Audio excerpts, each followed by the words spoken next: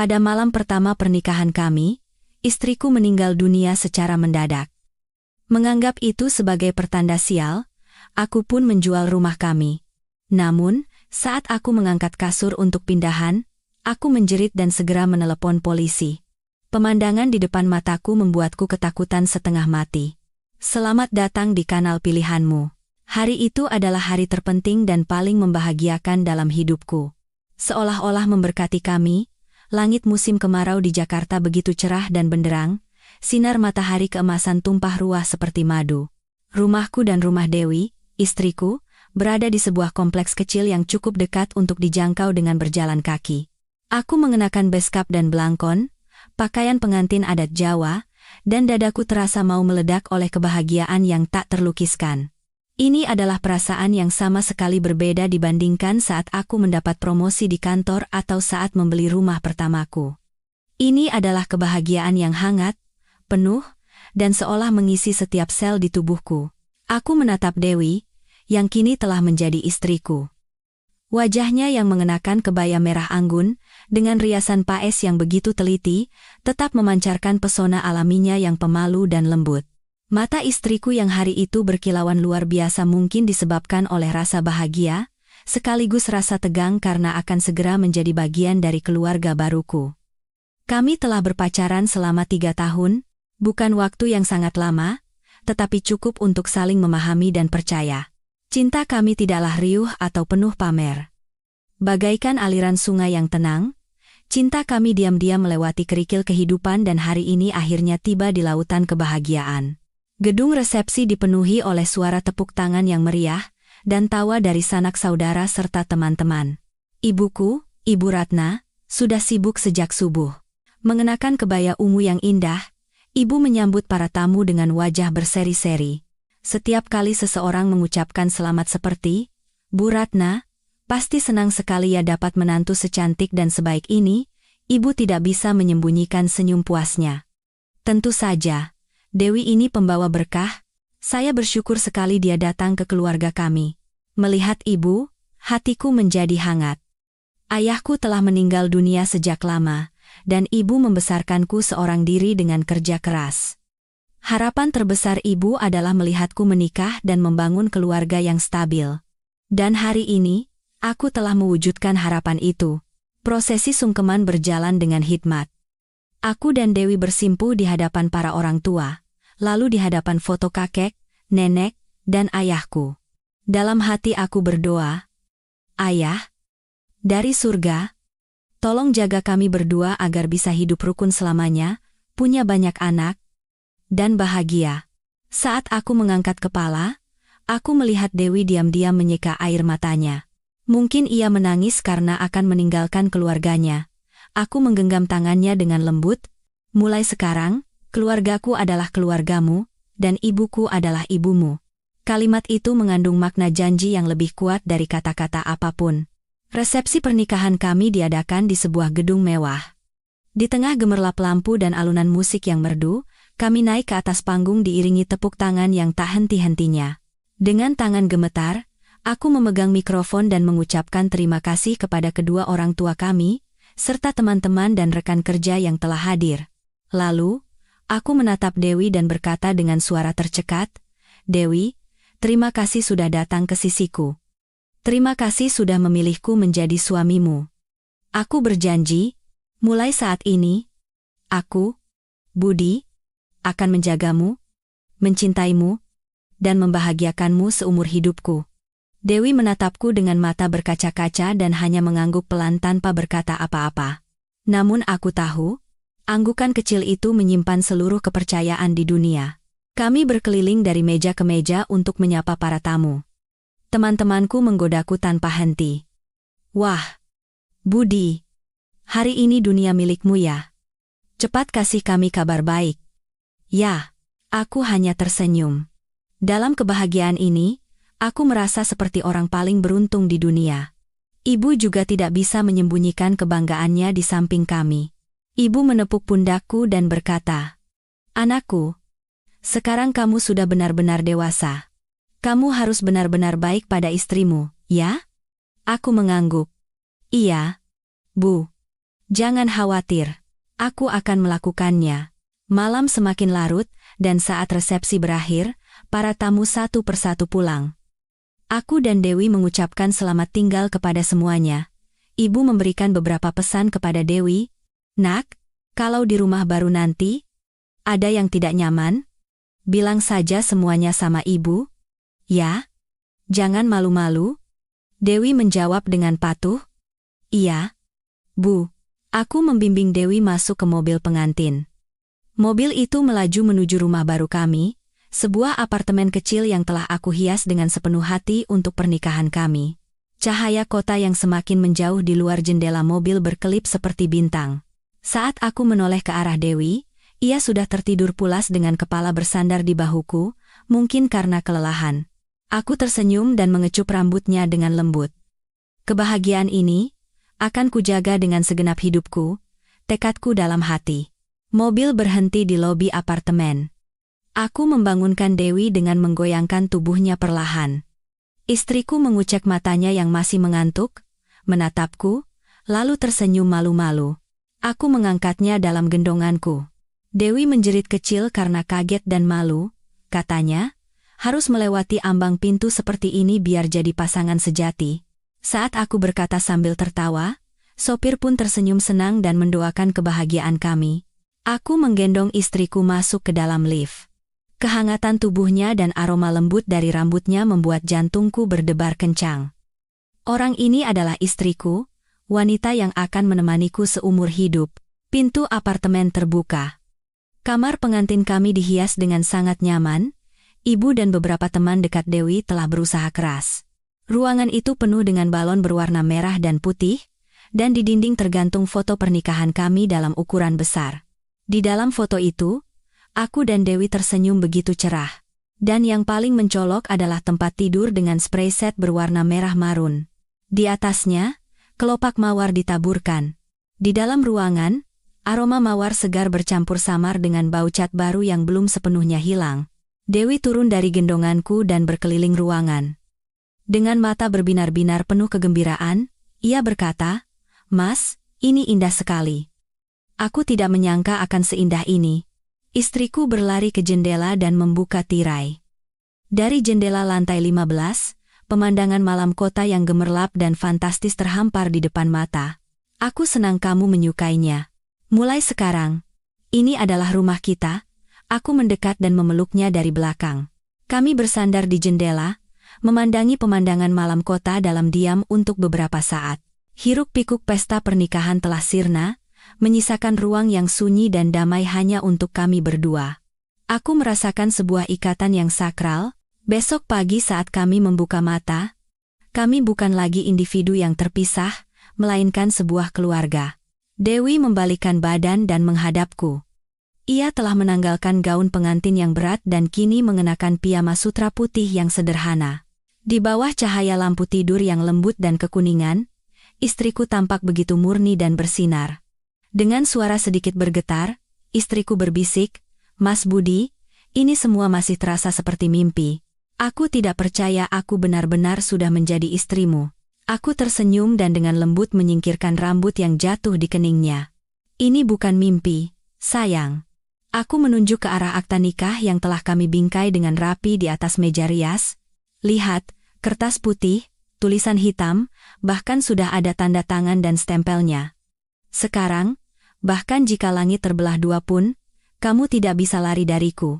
Dewi cemberut, tetapi kemudian ikut tertawa bersamaku. Tawanya meluruhkan semua kelelahanku. Kami duduk di tepi tempat tidur yang beraroma spray baru. Suasana menjadi semakin intim, diselingi kecanggungan khas malam pertama. Aku menggenggam tangannya yang ramping. "Dewi, tadi di depan banyak orang aku sudah berjanji, tapi sekarang saat hanya ada kita berdua, aku ingin mengatakannya lagi. Aku tahu aku bukan orang yang sempurna. Aku tidak kaya seperti orang lain, tidak romantis, atau pandai merangkai kata. Tapi aku berjanji. Dengan semua yang aku miliki, aku akan melindungimu. Aku akan menjadi sandaranmu yang kokoh. Seberat apapun masalah yang kita hadapi nanti, selama kamu ada di sisiku, aku pasti bisa mengatasinya." Dewi menatapku lekat-lekat, matanya berkaca-kaca. Ia tidak menangis, tapi aku tahu ia sangat terharu. Istriku balas menggenggam tanganku dengan lembut dan berkata, "Aku tidak ingin Mas menjadi sempurna. Tidak perlu menjadi kaya. Cukup menjadi suami yang selalu mencintai dan menghargaiku. Sejak aku jatuh cinta padamu, aku tahu Mas adalah pria yang paling bisa diandalkan di dunia. Menjadi istrimu adalah keberuntungan terbesar dalam hidupku." Kemudian, istriku menyandarkan kepalanya di bahuku dan berbisik dengan suara lirih, "Kita akan bahagia selamanya, kan, Mas?" Pertanyaan istriku mengalir ke dalam hatiku seperti sungai yang hangat. Aku memeluknya erat. Aku bisa merasakan detak jantungnya menyatu dengan detak jantungku. Aku menghirup dalam-dalam aroma tubuhnya. "Iya?" jawabku dengan tegas. "Kita pasti akan bahagia selamanya." Janji itu bergema di bawah cahaya kuning lembut di kamar pengantin kami yang hangat, dan malam yang sunyi di luar jendela menjadi saksinya. Aku benar-benar percaya pada janji itu.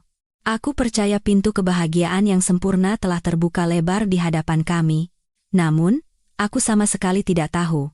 Pada malam terindah dalam hidupku itu, takdir yang kejam telah memasang perangkap yang mengerikan dan bersiap untuk menelan segalanya. Saat itu, yang kulihat hanyalah masa depan yang cerah dan sebuah rumah tangga yang hangat, penuh dengan tawa dariku, Dewi, dan anak-anak kami kelak. Setelah melewati hari yang melelahkan namun penuh kebahagiaan, aku dan Dewi segera tertidur lelap. Kamar pengantin terasa begitu sunyi. Aku ingat, sebelum tidur aku tersenyum puas. Malam itu, mimpiku juga sangat indah.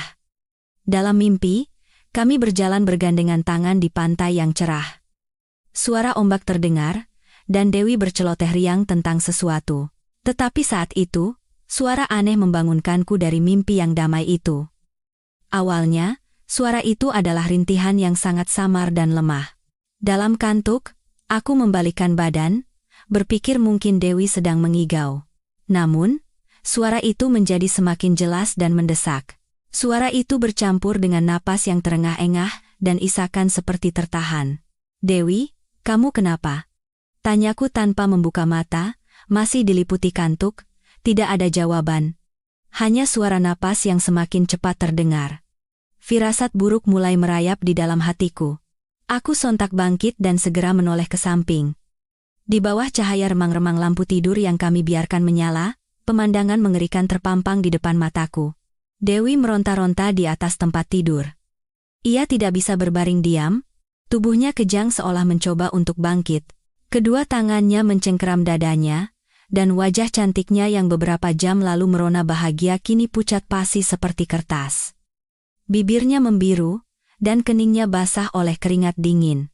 Istriku membuka mulutnya untuk menghirup udara, tetapi sepertinya ia tidak bisa bernapas. "Mas." Dewi memanggilku. Suaranya lemah dan terputus-putus. Dadaku sakit. Aku tidak bisa bernapas. Semua rasa kantuk di kepalaku lenyap seketika. Rasa takut yang luar biasa menyerangku, membuat tubuhku kaku selama beberapa detik. "Dewi, kamu kenapa?"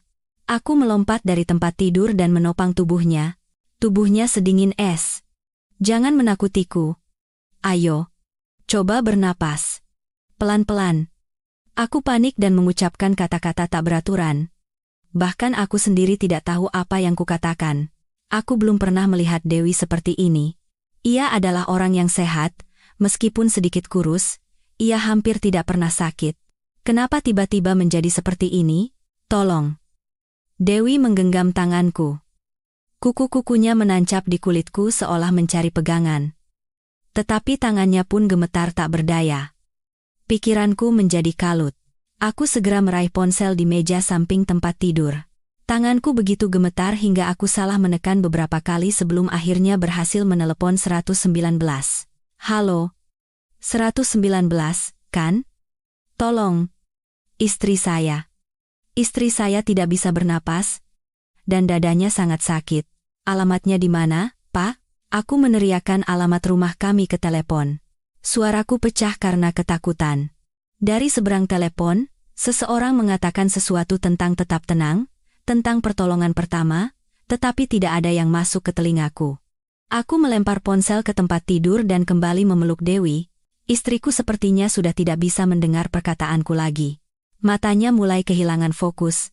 Ia hanya menatap kosong ke langit-langit, di mana balon-balon pernikahan masih melayang. Dewi, sadar. Lihat aku. Ini aku. Budi. Aku menampar pipinya dengan ringan, berharap ia kembali sadar. Ambulans akan segera datang. Bertahanlah sedikit lagi, kumohon. Aku mencoba memijat dadanya, berharap itu akan membantunya, tetapi sia-sia. Kejangnya tampak semakin parah. Tubuhnya mulai bergetar hebat, napasnya yang tadinya terengah-engah kini semakin melemah. Kamar pengantin yang masih dipenuhi aroma mawar, hiasan-hiasan meriah berwarna merah, tiba-tiba terasa begitu mengerikan dan menyakitkan mata. Beberapa jam yang lalu, di tempat tidur ini, kami berjanji akan bahagia selamanya. Tapi sekarang, istriku sedang sekarat dalam pelukanku. Tidak. Dewi. Jangan tinggalkan aku. Aku berteriak. Rasa takut yang luar biasa menghimpit jantungku. Rasa tidak berdaya meliputiku. Aku adalah seorang suami. Aku berjanji akan melindunginya, tetapi saat ini aku tidak bisa melakukan apa-apa. Hanya memeluknya erat-erat, seolah dengan begitu aku bisa menahan nyawanya. Waktu terasa berjalan sangat lambat, setiap detik terasa seperti satu abad. Aku tidak tahu seberapa jauh ambulansnya. Yang ku tahu hanyalah napas Dewi semakin samar. Aku berteriak memanggilnya. Tetapi napas Dewi semakin lemah. Genggaman tangannya yang erat di tanganku mulai mengendur. Tidak, Dewi. Jangan lakukan ini padaku. Ku mohon. Aku memohon dalam keputusasaan. Mata istriku yang begitu jernih dan bening, yang sangat kucintai, kehilangan cahayanya. Ia menatapku, tetapi sepertinya tidak lagi mengenaliku. Pandangannya melewatiku, tertuju pada dinding di belakangku di mana foto pernikahan kami tergantung. Dewi, aku di sini. Aku menempelkan pipiku ke pipinya. Dingin. Hawa kematian menyebar di kulitnya. Dan dada istriku yang tadinya naik turun dengan susah payah, tiba-tiba berhenti. Tubuhnya yang kaku karena kesakitan, tiba-tiba menjadi lemas. Tangannya yang menggenggamku jatuh tak berdaya. Keheningan yang menakutkan menyelimuti kami. Hanya suara napasku yang kasar dan detak jam dinding yang memecah keheningan absolut itu. Dewi. Panggilku pelan, tetapi tidak ada jawaban. Dewi, kamu bercanda, kan? Kamu sedang mengerjaiku, kan? Hentikan. Ini tidak lucu. Aku mengguncang bahunya perlahan. Tubuh istriku terkulai lemas dalam pelukanku. Matanya masih terbuka, tetapi tidak ada kehidupan di dalamnya. Cahaya lampu tidur menyinari wajahnya yang pucat tanpa setetes darah pun. Aura kehidupan yang begitu kuat beberapa menit yang lalu, kini seolah telah sepenuhnya meninggalkan tubuhnya. Tidak. Ini tidak mungkin. Aku menempelkan telingaku ke dadanya, mendengarkan dengan panik, tidak ada suara apapun. Tidak ada detak jantung. Tidak ada napas, hanya keheningan seperti di dalam kubur. Saat itulah, dari kejauhan, suara sirene ambulans mulai terdengar. Mereka datang. Tapi sudah terlambat. Suara aneh keluar dari tenggorokanku. Bukan kata-kata, melainkan jeritan. Jeritan seperti raungan binatang yang terluka. Aku memeluk erat tubuh istriku yang tak bernyawa, membenamkan wajahku di rambutnya yang masih beraroma sampo dan kebahagiaan kemarin. Air mata tidak keluar. Aku tidak bisa menangis. Rasa sakit ini terlalu besar. Melampaui batas air mata, dan membuatku mati rasa. Suara sirene semakin dekat, dan dari koridor terdengar langkah kaki yang tergesa-gesa, lalu pintu diketuk. Aku tidak bergerak. Aku hanya duduk di atas tempat tidur pengantin, memeluk istriku. Ruangan itu tetap sama. Masih berkilauan dan hangat. Balon-balon merah masih tergantung di langit-langit, dan kelopak mawar masih berserakan di atas sprei. Tapi wanita yang kucintai, orang yang berjanji akan bahagia selamanya bersamaku, kini telah dingin membeku. Mereka mendobrak pintu. Para petugas medis berseragam biru. Mereka menarikku. Aku tidak melawan. Mereka membaringkan Dewi, menyorotkan senter ke matanya, menempelkan stetoskop ke dadanya. Lalu, salah satu dari mereka menoleh padaku dan menggelengkan kepala. Kami turut berduka cita. Pasien sudah meninggal sebelum tiba di rumah sakit, sudah terlambat. Kata-kata itu terdengar jelas, Tetapi otakku menolak untuk menerima maknanya. Terlambat? Apa maksudnya terlambat? Tadi sore kami masih berada di atas panggung resepsi. Beberapa jam yang lalu kami berjanji tentang masa depan. Bagaimana bisa terlambat? Aku terduduk di lantai. Duniaku, masa depan yang begitu kuidamkan, semuanya hancur lebur di malam pertama pernikahan. Hanya beberapa jam setelah dipanggil suami, aku menjadi seorang duda. Dalam keadaan linglung, aku mendengar para petugas medis berbicara satu sama lain, tentang prosedur, tentang karena kematiannya mendadak di rumah, mereka harus melapor ke polisi, salah satu dari mereka memberikan ponselku. Anda harus menghubungi keluarga. Turut berduka cita sedalam-dalamnya, menghubungi keluarga. Benar? Keluarga? Ibunya Dewi? Ayahnya Dewi? Bagaimana perasaan mereka jika mendengar berita ini? Jantungku terasa sesak, tapi orang pertama yang terlintas di benakku, satu-satunya orang yang bisa berada di sisiku saat ini, adalah ibuku. Dengan tangan gemetar, aku menekan nomor ibu, Ibu Ratna. Ibuku. Ia tinggal di kompleks apartemen tua yang hanya berjarak beberapa blok dari sini. Rencananya, besok pagi aku akan mengajak Dewi untuk berkunjung. Telepon berdering. 1 kali, 2 kali. Halo, Budi? Kenapa jam segini telepon? Suara ibu terdengar mengantuk, tapi ada nada bercanda di dalamnya. Aku tidak bisa bicara. Rasanya seperti ada yang mencekik leherku. Bu? Akhirnya aku berhasil mengeluarkan suara. Suara ibu langsung berubah. Ia menyadari ada sesuatu yang tidak beres. Budi, kamu kenapa? Ada apa? Kenapa suaramu begitu? Bu. Tolong datang ke rumah sekarang. Cepat, Bu. Ya Tuhan, ada apa? Dewi. Dewi kenapa? Tolong datang saja, Bu. Aku hanya bisa mengulangi kalimat itu dan menutup telepon. Aku tidak sanggup mengatakan kebenarannya lewat telepon. Kurang dari 15 menit kemudian, terdengar suara gedoran pintu yang panik dan tergesa-gesa. Aku berjalan sempoyongan dan membuka pintu. Begitu pintu terbuka, ibu langsung menerobos masuk. Ia masih mengenakan piyama dengan jubah tipis yang dikenakan seadanya, dan rambutnya acak-acakan. Wajahnya dipenuhi kecemasan yang luar biasa. Budi, sebenarnya ada apa? Kenapa ada petugas medis di sini? Ibu melihat orang-orang berseragam biru itu, lalu pandangannya terpaku pada tempat tidur pengantin. Di sana, Dewi terbaring tak bergerak, dan selembar kain putih tipis menutupi wajahnya. Ibu membeku di tempat. Ia menutup mulut dengan tangannya, dan matanya terbelalak seolah tidak percaya dengan apa yang dilihatnya. Ini semua apa?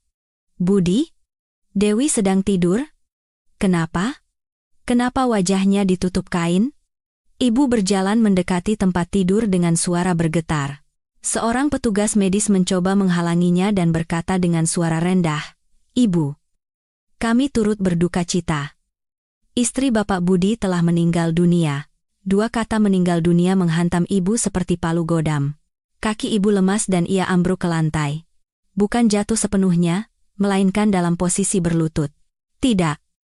Bohong. Kalian semua bohong. Kan? Ibu menggelengkan kepala dengan panik.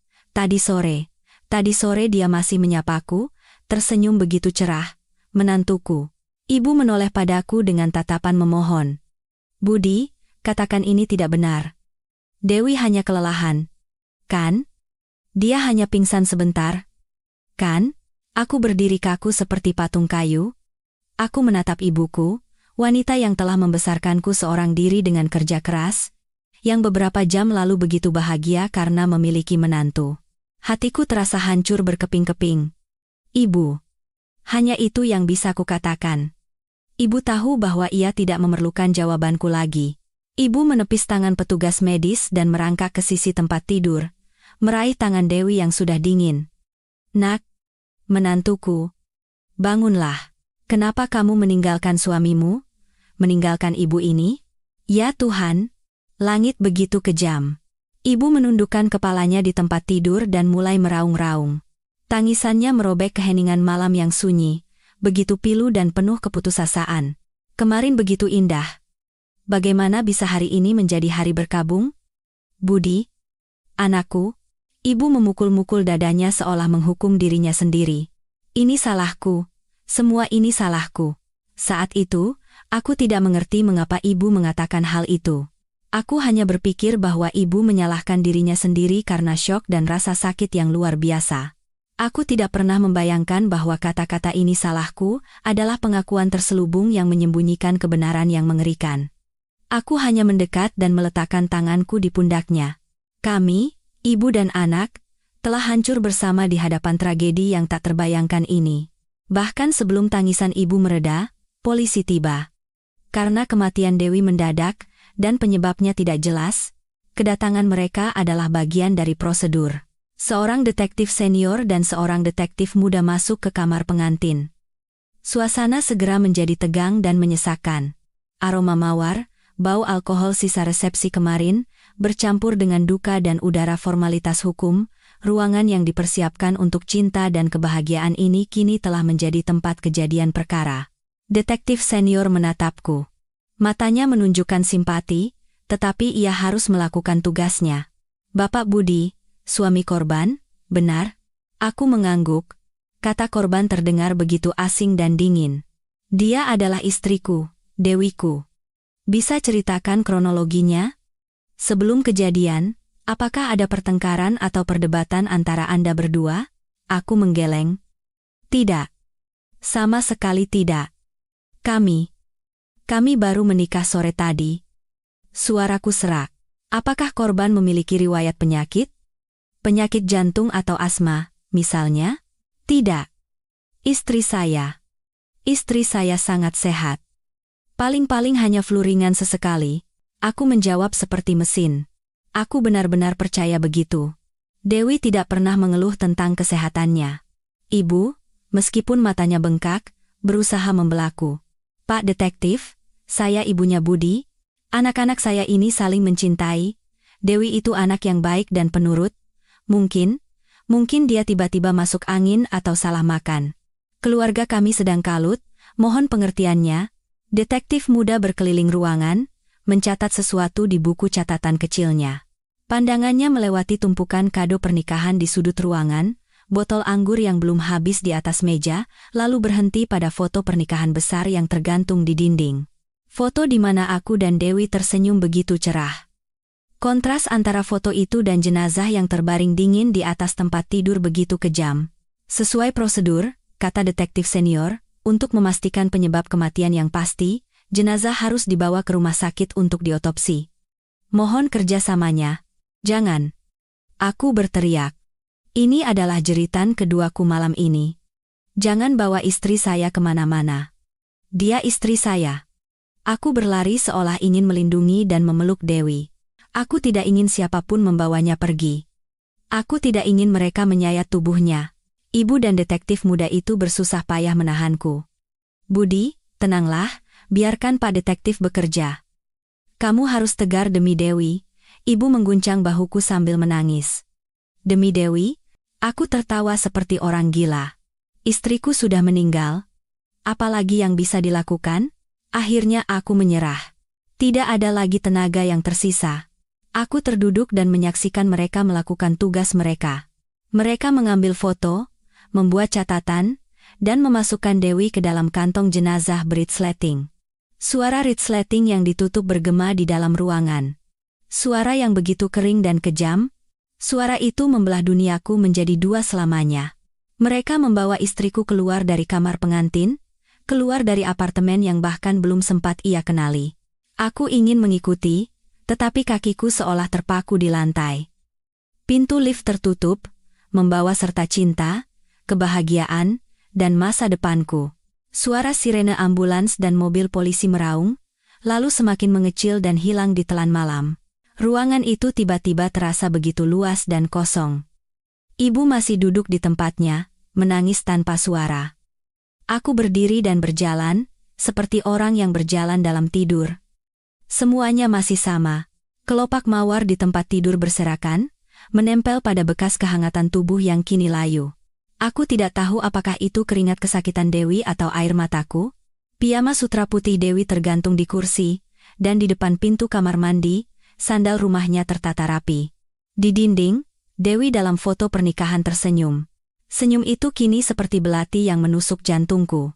Kebahagiaan, aku pernah memilikinya. Beberapa jam yang lalu, kebahagiaan itu seterang dan sehangat sinar matahari. Tetapi satu hembusan angin beracun takdir meniupnya, dan semuanya hancur berkeping-keping, tidak menyisakan apa-apa. Hanya aku, ibu, dan kamar pengantin yang dingin seperti rumah duka. Malam pertamaku berakhir dengan kematian istriku. Pintu apartemen tertutup. Tidak ada lagi suara langkah kaki mereka, tidak ada suara apapun dari luar. Di dalam ruangan yang kosong menakutkan, hanya ada aku dan ibu, meskipun semua perabotan masih di tempatnya. Ibu berjalan sempoyongan ke sofa dan terduduk, air matanya sudah kering, kini hanya isak tangis sesekali yang keluar. Aku masih berdiri tak bergerak di tempatku tadi, tempat di mana aku menyaksikan mereka membawa Dewi pergi. Aku tidak bisa menangis, tidak bisa duduk. Rasanya tubuhku terbelah dua. Jasadku berdiri di sini, merasakan dinginnya lantai yang merambat melalui telapak kakiku. Tetapi jiwaku telah pergi mengikuti kantong jenazah itu. Aku memandang sekeliling kamar pengantin kami. Semuanya masih sama, di atas meja. Ada 2 gelas anggur tempat kami melakukan love shot, dan di tepi gelas masih ada bekas lipstik Dewi yang samar. Amplop-amplop angpau merah yang diberikan teman-teman saat resepsi berakhir masih belum terbuka. Dan spray merah marun di tempat tidur yang kini dingin itu kusut, kelopak mawar terinjak-injak dan hancur. Semuanya nyata, tetapi otakku menolaknya. Tidak. Ini mimpi buruk. Hanya mimpi buruk terburuk yang pernah kualami. Sebentar lagi aku akan bangun. Dewi akan tidur nyenyak di sampingku. Dia akan membalikkan badan seperti kebiasaannya dan meletakkan lengannya di dadaku, lalu aku akan menceritakan mimpi mengerikan ini, dan ia akan tertawa dan berkata aku bodoh. Aku memejamkan mata erat-erat, lalu membukanya lebar-lebar. Tidak ada yang berubah. Ibu masih di sana. Dan Dewi tidak ada. Budi. Suara ibu yang serak dan lemah memanggilku. Kamu harus menelepon, beritahu mertuamu. Satu lagi belati menusukku. Orang tua Dewi. Ya Tuhan, aku melupakan mereka. Mereka telah mempercayakan putri kesayangan mereka kepadaku, percaya bahwa aku akan menjaganya dengan baik. Dan sekarang, aku mengangkat ponsel, tetapi tanganku terlalu gemetar untuk menekan nomor. Apa yang harus kukatakan? Pak, Bu, putri Anda telah meninggal. Putri Anda meninggal di malam pertama pernikahannya. Saat ini, kata-kata apapun akan terdengar kejam dan mengerikan. Aku menatap ibu dan menggelengkan kepala. Aku tidak bisa. Aku tidak bisa mengatakannya, Bu. Ibu menatapku, lalu kembali menangis. Ia mengerti. Ibu berjalan sempoyongan, bangkit, dan mengambil ponsel dari tanganku. Baiklah. Biar ibu yang melakukannya. Kamu masuk kamar dan istirahatlah. Aku tidak masuk kamar. Aku berdiri di tempat itu, mendengarkan ibu menekan nomor. Dari seberang telepon, terdengar suara ayah Dewi yang familiar. Suara orang mengantuk. Mungkin ia berpikir, seperti ibuku tadi, bahwa kami, pasangan pengantin baru, sedang iseng menelepon. Pak, saya ibunya Budi. Ibu memulai pembicaraan. Tolong kuatkan hati Anda. Tolong. Tolong kuatkan hati Anda. Dewi. Dewi kita. Ibu tidak bisa melanjutkan kata-katanya dan mulai menangis tersedu-sedu. Aku mendengar ayah Dewi berteriak kaget dari seberang telepon. Katakan, Dewi kenapa? Apa yang terjadi dengan putri saya? Dewi meninggal, Pak. Barusan. Tiba-tiba. Begitu tiba-tiba.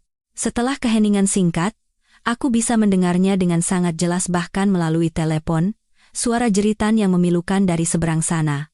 Suara Ibu Dewi, diikuti oleh suara sesuatu yang pecah, suara teriakan, sayang, putri kita, bercampur aduk. Ibu juga menjatuhkan ponselnya. Ia terduduk di lantai dan menangis sejadi-jadinya. Ya Tuhan, bagaimana aku bisa menghadap mertuaku? Nak, anakku. Saat itulah, setelah mendengar jeritan ibu mertuaku dan melihat ibuku meronta-ronta di lantai, aku akhirnya percaya. Itu benar. Dewiku, istri yang kunikahi, benar-benar telah meninggalkanku. benar-benar telah pergi. Kenyataan kejam itu akhirnya menembus perasaanku yang mati rasa. Rasa sakit yang merobek-robek, bukan dari dada, melainkan dari lubuk jiwa, menyeruak. Aku tidak berteriak. Aku tidak meraung. Aku hanya merasakan kedua kakiku lemas. Aku berlutut. Ruangan itu berputar-putar. Kebahagiaanku hancur menjadi abu hanya dalam semalam. Hari-hari berikutnya terasa seperti film bisu yang berputar lambat dan tidak fokus. Aku tidak begitu ingat apa yang kulakukan, semuanya diurus oleh ibu dan kerabat dari kedua belah pihak. Orang tua Dewi datang. Saat aku berhadapan dengan mereka di rumah duka, aku hanya bisa menundukkan kepala. Maafkan saya. Ibu Dewi tidak menangis. Ia hanya menatapku sekali dengan mata kosong, tanpa jiwa. Lalu ia memeluk jenazah putrinya yang dingin. Ayah Dewi, yang selalu kukagumi karena ketenangannya, kehilangan kendali, ia berlari ke arahku, dan mencengkeram kerah bajuku. Menantuku, apa yang kamu lakukan pada putriku? Kenapa dia meninggal? Jawab. Aku tidak bisa berkata apa-apa. Aku membiarkannya memukulku. Aku pantas mendapatkannya. Aku tidak bisa melindungi istriku. Ibu dan yang lain berlari untuk melerai dan menariknya menjauh. Pak, tenanglah. Ini kecelakaan yang tidak diinginkan siapapun. Budi juga sedang sangat menderita sekarang. Hasil otopsi keluar dengan cepat. Penyebab kematian? Gagal jantung akut? Kemungkinan karena masalah bawaan atau kejang arteri koroner akut yang mendadak. Tidak ada tanda-tanda kekerasan atau keracunan. Secara hukum, itu adalah kematian alami. Kasus ditutup, kematian alami. Kata itu terdengar ringan, tetapi bagiku itu adalah hukuman mati. Kenapa aku tidak tahu istriku punya penyakit? Kenapa selama 3 tahun pacaran, ia tidak pernah mengeluh tentang jantungnya? Ataukah aku yang terlalu cuek, sehingga tidak menyadari tanda-tandanya? Pemakaman Dewi diadakan 3 hari kemudian. Bukan gaun pengantin yang indah, melainkan kain kafan yang membungkusnya di dalam peti yang dingin. Foto di bingkai adalah foto dari pernikahan. Ia tersenyum, senyum cerah seorang pengantin baru. Melihat senyum itu, perutku terasa seperti diremas. Aku memakai ban lengan putih sebagai tanda berkabung. Aku berdiri seperti mesin, menunduk memberi hormat pada para pelayat. Bau dupa yang menyengat membuat mataku perih, tetapi air mata tidak lagi keluar. Suara musik pemakaman yang pilu terdengar. Aku juga mendengar orang-orang berbisik. Kasihan sekali Budi, baru menikah sudah kehilangan istri. Dewi itu, kasihan sekali nasibnya. Katanya orang cantik umurnya pendek. Ibu menangis sepanjang pemakaman. Lebih banyak dari Ibu Dewi. Saat jenazah akan dibawa, ia hampir pingsan. Ibu memegang peti mati dan berteriak, "Nak, menantuku, kenapa kamu meninggalkan ibu dan suamimu secepat ini?" Kesedihan ibu tampak lebih hebat daripadaku. Orang-orang menatapnya dengan kasihan, berpikir bahwa ia sangat menyayangi menantunya. Aku pun saat itu hanya berpikir sederhana, bahwa ibu menganggap Dewi seperti putrinya sendiri, sehingga kematiannya menjadi pukulan yang sangat berat baginya. Hari pemakaman tidak hujan, tetapi langit mendung. Segenggam tanah ditaburkan. Suara tumpul tanah yang mengenai peti mati adalah suara paling kejam yang pernah kudengar seumur hidupku. Suara itu menghancurkan semua harapan.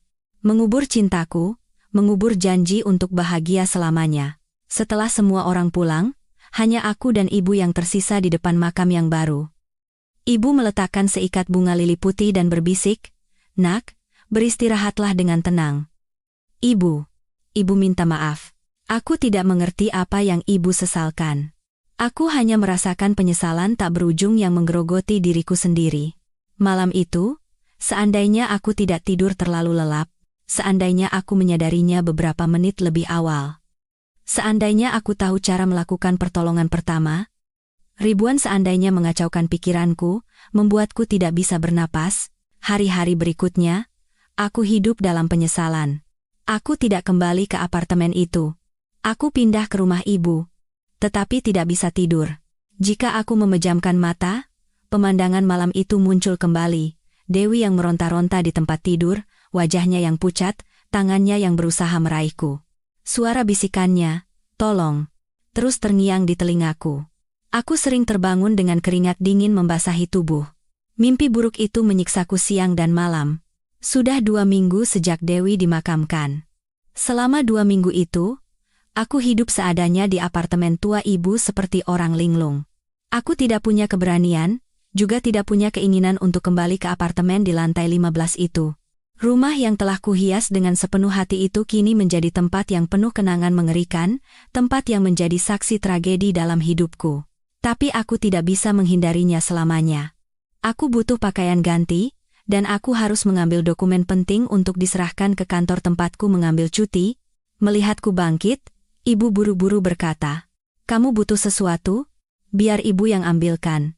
Kamu istirahat saja di rumah." Wajahmu pucat sekali. Aku menatap ibu. Hanya dalam 2 minggu, ibu tampak menua 10 tahun. Rambut putihnya bertambah banyak, dan matanya selalu cekung dan bengkak. Aku tahu ibu juga menderita sepertiku. "Tidak apa-apa, Bu. Biar saya sendiri yang pergi," aku berkata dengan suara rendah. "Aku tidak bisa menghindarinya selamanya, kan? Aku harus kembali." Aku naik taksi. Sepanjang perjalanan, hatiku terasa berat, dan saat gedung apartemen yang familiar itu terlihat, jantungku mulai berdebar kencang. Aku masuk ke lift dan menekan tombol lantai 15. Suara lift yang naik dengan tenang terdengar seperti jeritan yang mengerikan di telingaku. Aku berdiri di depan pintu 1508, tanganku yang memegang kunci gemetar. Aku mencoba menarik napas dalam-dalam untuk menenangkan diri, tetapi tidak berhasil. Suara kunci yang terbuka dengan bunyi klik yang kering terdengar asing. Saat aku membuka pintu, udara dingin yang sudah lama terperangkap menyambut wajahku, rumah tanpa kehangatan manusia. Bau dupa dari pemakaman beberapa hari yang lalu sepertinya masih samar-samar tertinggal, bercampur dengan bau debu. Semuanya masih sama seperti malam mengerikan itu, kecuali hal-hal yang berkaitan dengan tragedi. Foto pernikahan yang tergantung di dinding adalah yang pertama kali menarik perhatianku. Dalam foto itu, Dewi bersandar di bahuku dan tersenyum cerah. Senyum yang 2 minggu lalu menjadi kebahagiaan terbesarku, kini terasa seperti jarum yang menusuk jantung. Aku segera memalingkan muka. Aku melewati ruang tamu. Set cangkir teh hadiah dari mertuaku masih tertata rapi di atas meja. Aku teringat suara Dewi yang bersemangat saat memamerkannya. Ibu dan ayahku memilihnya dengan sangat teliti. Lihat motifnya. Detail sekali, kan? Aku masuk ke dapur untuk minum segelas air.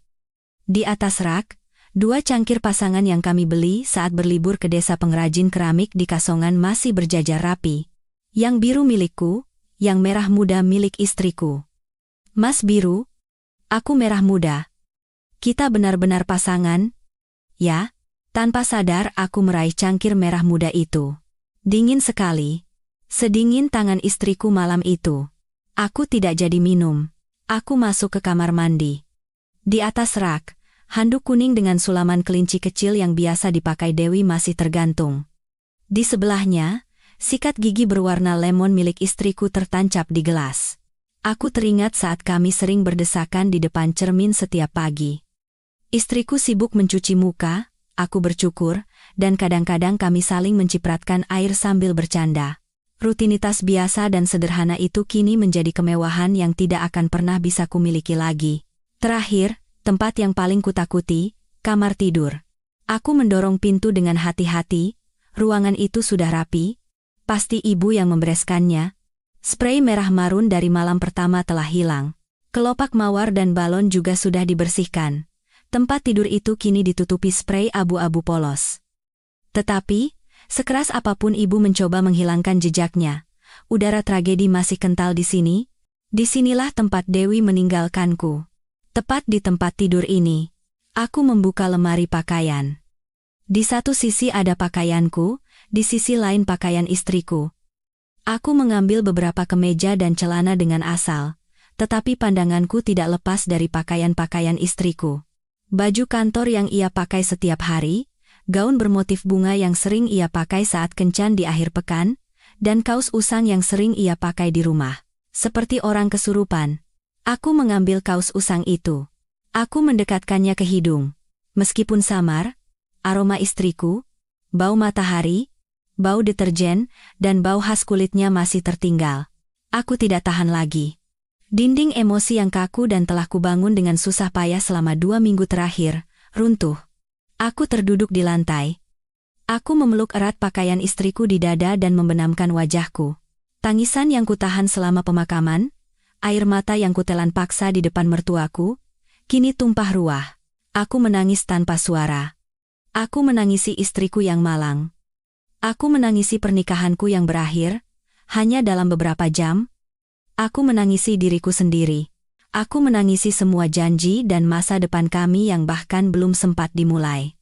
Dewi, kenapa kau tinggalkan aku? Kenapa kau pergi meninggalkanku sendirian? Rumah ini, setiap bata, setiap barang, semuanya adalah jejakmu. Bagaimana aku bisa terus tinggal di sini? Bagaimana aku bisa tidur di tempat istriku meninggal? Bagaimana aku bisa tidak menderita setiap pagi melihat sikat gigiku? Tidak, aku tidak bisa. Rumah ini bukan lagi tempat yang nyaman. Ini adalah kuburan yang akan menguburku hidup-hidup, mengubur semua kenangan bahagiaku. Aku tidak tahu berapa lama aku terduduk di lantai, memegangi pakaian istriku dan menangis. Setelah kakiku kesemutan dan air mataku mengering, aku bangkit dengan sempoyongan. Aku memandang sekeliling kamar tidur sekali lagi. Aku tidak bisa berada di sini 1 detik pun lebih lama. Aku buru-buru mengemas beberapa potong pakaian, laptop, dan setumpuk dokumen kantor ke dalam satu ransel. Aku tidak berani membuka lemari lagi untuk mengambil koper, takut melihat barang-barang istriku lagi. Aku keluar dari kamar tidur dengan cepat tanpa menoleh ke belakang. Saat melewati ruang tamu, aku melirik foto pernikahan. Betapa bahagianya aku saat itu. Sekarang kebahagiaan itu terasa seperti lelucon kejam dari takdir. Aku membanting pintu 1508, aku mengeluarkan kunci dan menguncinya 2 kali, suara kunci terdengar begitu tegas. Aku menyandarkan keningku di pintu besi yang dingin. Dewi, maafkan aku, bisikku, aku harus pergi. Aku tidak bisa berada di sini lagi. Aku berbalik dan berjalan menuju lift, menekan tombol turun. Aku tahu aku tidak akan pernah kembali ke sini lagi. Aku kembali ke rumah ibu. Ibu sedang menyiangi sayuran di teras. Melihatku kembali dengan ransel, ia menatapku dengan tatapan kasihan. Mungkin ia khawatir aku akan pergi ke tempat lain. Aku meletakkan ransel di lantai keramik yang tua. Bu, kataku. Suaraku serak setelah menangis habis-habisan. Sudah pulang. Kamu sudah makan? Ibu siapkan makan ya? Aku sudah memutuskan. Aku memotong perkataan ibu. Apartemen itu akan kujual. Tangan ibu berhenti bergerak, dan beberapa helai kangkung yang sedang disianginya jatuh ke lantai. Ibu mengangkat kepala dan menatapku dengan kaget. Kakakmu mau menjual rumah itu? Iya. Akan kujual. Aku mengulangi kata-kataku dengan penekanan pada setiap suku kata. Tapi, Budi, sudah kamu pikirkan baik-baik? Ibu berkata dengan terbata-bata. Itu kan rumah kalian. Tempat yang kalian bangun dengan susah payah selama bertahun-tahun, kalian sudah bersusah payah menghiasnya. Itu bukan rumah lagi, Bu. Suaraku dingin tanpa emosi. Sejak malam itu, tempat itu bukan rumah lagi. Aku tidak bisa tinggal di tempat tanpa Dewi. Kalau di sana, aku tidak bisa bernapas, Bu. Paham? Setiap jengkal tanah, setiap barang, semuanya mengingatkanku pada Dewi, itu menyiksaku. Kalau aku terus di sana, aku bisa menyusul Dewi. Ibu menatapku lekat-lekat. Tiba-tiba ada ketakutan di matanya. Mungkin ia takut aku benar-benar akan melakukan hal buruk. Ibu segera bangkit, meninggalkan keranjang sayurnya, dan berlari memegang tanganku. Tangan ibu kurus dan gemetar. Tidak. Jangan bicara yang tidak-tidak. Suara ibu juga bergetar. Kalau kamu kenapa-kenapa, bagaimana ibu bisa hidup? Ibu menatap mataku dalam-dalam, dan ketakutan di wajahnya segera berubah menjadi kesedihan yang tak terhingga. Ibu perlahan mengangguk. Baiklah, ibu mengerti. Kamu pasti sangat menderita. Ibu paham. Ibu terdiam sejenak, seolah memikirkan sesuatu, lalu berkata dengan mantap, juallah, kalau itu keputusanmu, juallah. Jual saja agar beban pikiranmu sedikit berkurang. Harta bisa dicari, tapi nyawa yang paling penting. Jangan khawatir. Ibu melepaskan tanganku. Serahkan urusan ini pada ibu. Ibu kenal beberapa agen properti. Nanti ibu telepon mereka dan minta agar segera diurus. Kamu tidak usah pikirkan apa-apa. Tinggal saja bersama ibu. Ibu dan anak. Aku mengangguk tanpa berkata apa-apa. Di dalam hatiku, ada rasa bersalah yang berat menekan. Aku merasa seperti seorang desertir yang meninggalkan semua kenangan dan rumah yang kubangun bersama Dewi. Tetapi di saat yang sama, aku merasakan sedikit kelegaan di sudut hatiku. Aku harus lari dari masa lalu itu. Aku harus memutuskannya agar bisa, bukan untuk hidup, tetapi setidaknya untuk bisa bernapas. Keesokan harinya, ibu memanggil agen properti. Aku duduk di sana dan menandatangani beberapa surat kuasa. Aku hanya mengatakan satu hal kepada mereka. Tolong jual secepat mungkin. Harga tidak masalah. Saya hanya ingin menyelesaikan ini. Agen itu menatapku dengan kasihan. Mungkin ia sudah bisa menebak situasinya. Mereka mengangguk. Jangan khawatir, Pak. Kami akan berusaha sebaik mungkin. Sesuai harapanku dan janji agen itu, semuanya berjalan dengan sangat cepat. Hanya 3 hari setelah aku menandatangani surat kuasa, ibu membawa kabar. Budi, ada telepon dari agen properti. Ibu berkata dengan hati-hati, ada orang yang tertarik dengan rumah itu, harganya tidak terlalu tinggi, tapi dia mau bayar lunas, dan dia minta rumahnya dikosongkan dalam 3 hari. 3 hari. Sangat cepat. Bahkan sebelum aku sempat mempersiapkan diri, di satu sisi, aku merasa lega. Sebentar lagi aku bisa meletakkan beban berat ini. Tapi di sisi lain, aku merasa hampa. Ikatan terakhirku dengan Dewi akan benar-benar putus. Baguslah. Suaraku tidak menunjukkan emosi apapun. Nak, ibu ragu-ragu. Barang-barang di rumah, mau panggil orang atau biar ibu dan tante-tantemu yang? Tidak. Aku memotongnya. Biar saya yang melakukannya. Saya tidak mau ada yang menyentuh barang-barang Dewi. Ini yang terakhir, jadi biar saya sendiri yang membereskannya dan mengembalikan semuanya ke tempatnya. Barang yang masih layak pakai akan saya hubungi panti untuk diambil, dan barang kenangan akan saya bawa. Ibu menatapku dengan tatapan iba. Tanpa berkata apa-apa, ia hanya mengangguk pelan. Keesokan paginya, aku kembali ke 1508. Kali ini bukan untuk lari, melainkan untuk menghadapinya untuk terakhir kali. Aku membawa lakban, spidol, dan banyak kardus kosong. Udara di dalam rumah masih dingin dan berat. Aku membuka semua jendela lebar-lebar agar udara bisa masuk, berharap bisa sedikit membersihkan udara tragis ini. Aku mulai dari dapur. Piring, mangkuk, set sendok garpu yang kami pilih dengan hati-hati bersama Dewi. Satu persatu kubungkus dengan koran bekas. Tanganku bergerak cepat dan tepat seperti mesin. Aku tidak memberi diriku kesempatan untuk berpikir atau bernostalgia. Aku tahu jika aku berhenti sedetik saja, aku akan hancur. Berikutnya ruang tamu. Sofa, meja, rak TV. Aku menelepon sebuah yayasan yang menerima barang bekas, dan mereka akan datang sore hari. Terakhir, aku berdiri di depan foto pernikahan. Aku menatap foto itu lama sekali. Senyum Dewi masih begitu cerah. Aku menurunkan foto itu dengan hati-hati dan membungkusnya dengan kain lembut. Lalu aku memasukkannya ke dalam kardus terpisah. Kamu akan kubawa pulang, bisikku. Dan ruangan terakhir, kamar tidur. Jantungku berdebar kencang.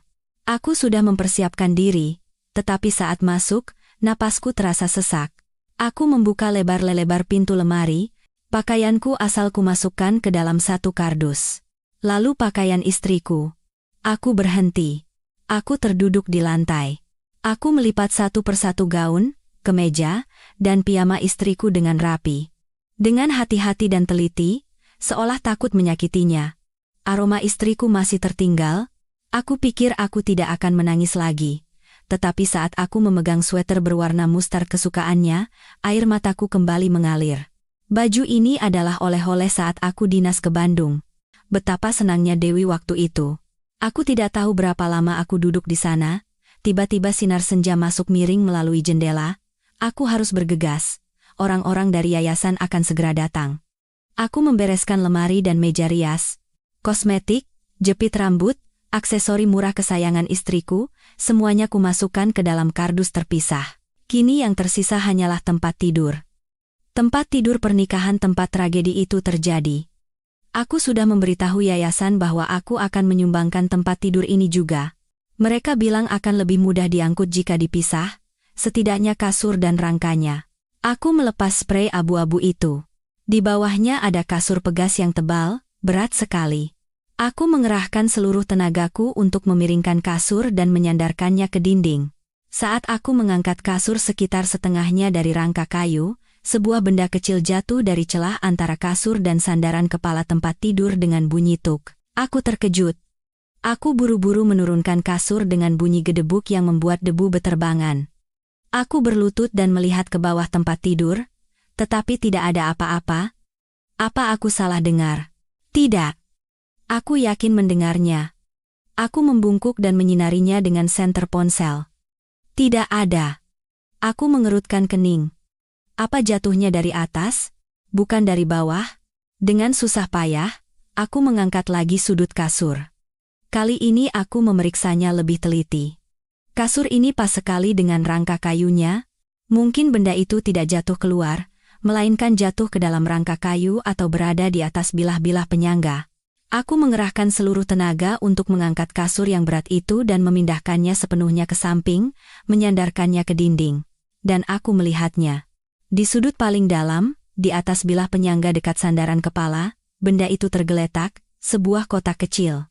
Kotak kayu tua dengan ukiran bunga sederhana, tidak besar, hanya seukuran telapak tangan. Aku berdiri terpaku. Apa ini? Rumah ini baru, dan tempat tidur ini juga baru, aku dan Dewi yang merakitnya sendiri. Kotak seperti ini jelas tidak ada, jantungku mulai berdebar kencang. Ini bukan barangku, berarti ini milik Dewi. Sesuatu yang disembunyikannya di sini, di bawah kasur tempat kami tidur setiap malam. Kenapa? Perlahan aku berlutut di samping tempat tidur, tanganku gemetar, rasa lelah atau sedih tidak lagi terasa. Sebaliknya, rasa penasaran yang menyeramkan dan firasat dingin menguasaiku. Aku mengulurkan tangan dan mengambil kotak kecil itu. Tidak berat, dan tidak terkunci. Aku terduduk di lantai di samping rangka tempat tidur yang telanjang. Di bawah sinar matahari yang masuk miring, debu dari kasur melayang-layang. Di dalam ruangan yang kosong, hanya suara napasku yang terdengar. Aku membolak-balikan kotak kayu itu di tanganku. Tua, tetapi sepertinya disimpan dengan baik, sudut-sudutnya sudah aus karena sering disentuh. Aku hidup dengan kotak ini, tidur tepat di atasnya selama beberapa minggu pernikahan kami yang singkat, tanpa menyadarinya sama sekali. Dewi menyembunyikannya di sini. Tapi kenapa? Kenapa disembunyikan di tempat yang begitu aman sekaligus begitu dekat? Di satu sisi, aku tidak ingin membukanya. Rasanya seperti melanggar rahasia terakhir istriku, area pribadinya yang tidak ingin ia bagikan denganku saat masih hidup. Tapi aku harus tahu. Aku harus tahu. Mungkin ini adalah pesan yang ditinggalkannya untukku. Aku meletakkan jariku di kait kuningan kecil dan menggesernya ke samping. Tutup kotak itu terbuka dengan mudah. Di dalamnya tidak ada perhiasan mahal atau uang. Yang pertama kali kulihat adalah beberapa lembar foto. Foto-foto yang warnanya sudah memudar dan menguning. Aku mengambil foto-foto itu. Foto pertama adalah Dewi. Terlihat lebih kurus dan pucat dari sebelum bertemu denganku. Ia duduk di ayunan taman dan tersenyum. Tetapi senyumnya terlihat lelah. Foto kedua juga istriku. Tetapi kali ini ia tidak tersenyum. Ia berdiri di depan gerbang utama sebuah gedung yang terlihat seperti rumah sakit. Dan foto ketiga. Aku menahan napas. Dewi dan ibuku. Ibu Ratna. Mereka berdua duduk di sebuah kafe kecil di pinggir jalan. Ibu memegang tangan Dewi dan tampak serius, seolah sedang menasihati sesuatu dengan sungguh-sungguh. Dewi menunduk sehingga wajahnya tertutup bayangan dan tidak terlihat jelas. Pikiranku mulai kacau. Kenapa Dewi menyembunyikan foto bersama ibu? Hubungan mereka sangat baik.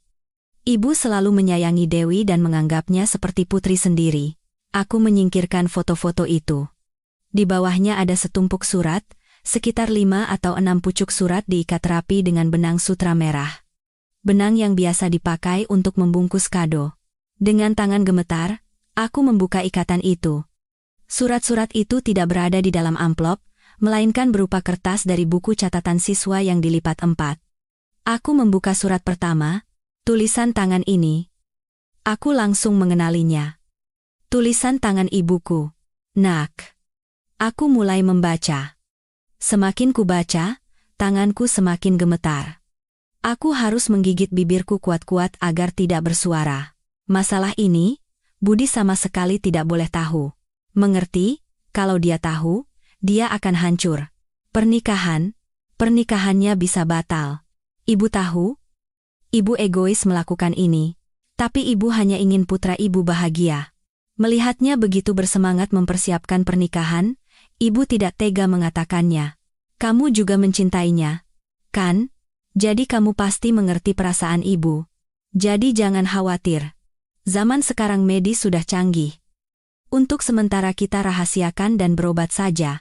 Setelah pernikahan selesai dan semuanya stabil, ibu akan menemanimu mencari dokter paling hebat di negeri ini, obat terbaik, semuanya. Semuanya akan baik-baik saja, nak. Aku tidak bisa membaca lebih lanjut. Huruf-huruf itu menari-nari di depan mataku. Merahasiakan dariku? Masalah apa? Kenapa harus dirahasiakan? Tanganku menjadi dingin seperti es. Aku buru-buru membuka surat-surat lainnya. Semuanya tulisan tangan ibu, dan semuanya berisi kata-kata penghiburan dan penyemangat untuk Dewi, tetapi di sela-selanya, terselip permintaan untuk menjaga rahasia, untuk tidak memberitahuku sama sekali. Rahasia apa? Aku melempar tumpukan surat itu ke lantai. Di bawahnya, di dasar kotak, ada setumpuk kertas tebal yang dilipat 4. Kertas putih kaku yang biasa dipakai untuk mencetak dokumen, berbeda dari kertas surat tadi. Jantungku berdebar kencang di dalam dada. Firasat buruk menyergapku. Perlahan aku membuka kertas itu. Tulisan tebal yang dicetak di baris pertama menusuk mataku. Rumah, Sakit Jantung Jakarta. Hasil pemeriksaan dan diagnosis lengkap. Nama pasien, W. Ayuningsih. Tanggal lahir. Alamat, aku tidak bisa bernapas. Aku menurunkan pandanganku ke bagian yang berisi pendapat dokter. Berbagai istilah medis yang tidak ku mengerti berderet, tetapi kalimat terakhir yang dilingkari dokter dengan pulpen merah bisa kubaca dengan sangat jelas. Kesimpulan, kardiomiopati langka. Penyakit dengan prognosis yang kompleks dan tidak dapat diprediksi, pasien memiliki risiko tinggi komplikasi aritmia serius, yang dapat menyebabkan gagal jantung akut dan kematian mendadak kapan saja. Diperlukan pemantauan ketat dan menghindari guncangan emosional yang kuat atau aktivitas fisik yang berat. Aku melihat tanggal yang tertera di surat diagnosis itu. 15 Februari 2025, hampir 6 bulan sebelum tanggal pernikahan kami. 15 Februari 2025. Aku menggumamkan tanggal itu. Pernikahan kami di akhir Agustus, jadi, itu 6 bulan. Lebih dari 6 bulan sebelumnya, surat diagnosis di tanganku tiba-tiba terasa begitu berat. Aku tidak bisa berdiri lagi. Aku sempoyongan, berpegangan pada rangka tempat tidur, lalu terduduk di lantai yang dingin. Ruangan kosong itu terasa berputar-putar. Februari. Apa yang kami lakukan di bulan Februari itu? Aku berusaha keras mengingat kenangan yang kabur karena rasa sakit. Februari. Benar. Saat itu kami baru saja membayar uang muka gedung resepsi. Saat itu kami juga sedang bersemangat membicarakan rencana foto prewedding di Pulau Seribu. Aku ingat betul, hari itu cuacanya bagus, tapi Dewi terlihat sangat lelah. Meskipun tersenyum, senyumnya tidak seceria biasanya. Aku menggodanya. Baru foto prewedding saja sudah lelah. Bagaimana nanti pas hari H? Istriku mencubit lenganku dengan ringan dan berkata, cuma sedikit capek saja. Mungkin karena tegang. Tegang. Aku percaya itu adalah ketegangan wajar seorang calon pengantin. Aku begitu cuek, begitu naif, mempercayai kebohongan itu. Padahal saat itu, istriku sudah memegang vonis mati ini di tangannya. Istriku tahu. Ia tahu bahwa ia mengidap penyakit mengerikan yang bisa merenggut nyawanya kapan saja, namun, ia tetap tersenyum, memilih gaun pengantin bersamaku, memesan cincin, dan berjanji akan hidup rukun selamanya di hadapan para orang tua. Kardiomiopati langka. Risiko tinggi. gagal jantung akut, kematian mendadak. Setiap kata di surat diagnosis, dokter menjadi ribuan jarum yang menusuk otakku. Aku teringat malam pertama yang menentukan itu. Rintihan kesakitan Dewi, wajahnya yang pucat, tangannya yang mencengkeram dada. Istriku berbisik, dadaku sakit, aku tidak bisa bernapas. Inilah penyebabnya. Bukan masuk angin, bukan salah makan, bukan kecelakaan naas. Itu adalah penyakit. Penyakit yang sudah diketahui istriku. Kesedihanku karena kehilangan istriku tiba-tiba berubah. Bukan lagi duka yang murni. Di dalamnya tercampur kebingungan yang luar biasa. Kenapa, Dewi? Kenapa kamu menyembunyikannya dariku? Apa kamu tidak percaya padaku? Kamu pikir aku orang seperti apa? Apa kamu pikir aku akan meninggalkanmu jika tahu kamu sakit? Dewi, kamu bodoh sekali. Kalau aku tahu, pernikahan ini tidak akan pernah terjadi. Aku akan menjual rumah ini, menjual semua yang kumiliki untuk membawamu berobat kemanapun di dunia ini. Kebahagiaan kita bukan selembar akta nikah atau pesta yang meriah. Kebahagiaan kita adalah kamu hidup, kamu sehat. Kenapa kamu memilih cara menipuku? Kamu menanggung semuanya sendirian, memikul rahasia mengerikan itu, dan hancur di malam paling bahagia dalam hidup kita. Kamu terlalu kejam padaku, Dewi. Tetapi saat itu, pikiran lain yang membuat bulu kuduku berdiri melintas. Dewi, istriku yang begitu lembut dan mencintaiku. Apakah ia punya keberanian untuk merancang sandiwara serumit ini sendirian? Pandanganku tanpa sadar tertuju pada kotak kayu, surat-surat, dan foto Dewi bersama ibuku. Tanganku gemetar hebat. Tangisan tidak lagi keluar. Air mataku mengering, dan posisinya digantikan oleh perasaan dingin yang menyebar dari dalam dada. Aku mengambil lagi tumpukan surat itu. Tulisan tangan ibuku, tulisan yang begitu kukenal sejak aku pertama kali belajar menulis. Aku membuka lagi surat pertama. Kali ini aku membacanya sambil meresapi setiap kata, setiap kalimat. Nak, ibu tahu. Ibu egois melakukan ini. Tapi ibu hanya ingin putra ibu bahagia. Melihatnya begitu bersemangat mempersiapkan pernikahan, ibu tidak tega. Kata-kata yang tadinya terasa lembut dan penuh kasih sayang, kini muncul sebagai bukti yang tajam. Tidak tega. Tidak tega mengatakan kebenaran, tetapi tega membiarkan putranya menikah dengan istri yang bisa meninggal kapan saja. Tidak tega membuatku sedih, tetapi tega mendorong Dewi ke jurang kematian. Surat kedua. Jangan khawatir. Zaman sekarang medis sudah canggih, untuk sementara kita rahasiakan dan berobat saja. Setelah pernikahan selesai dan semuanya stabil, ibu akan menemanimu mencari dokter paling hebat, obat terbaik, semuanya akan baik-baik saja, nak. Kamu juga jangan terlalu khawatir sampai sakit, ya. Nikmati saja persiapan menjadi pengantin. Kalau kamu minta batal, Budi tidak akan sanggup menanggungnya. Membatalkan.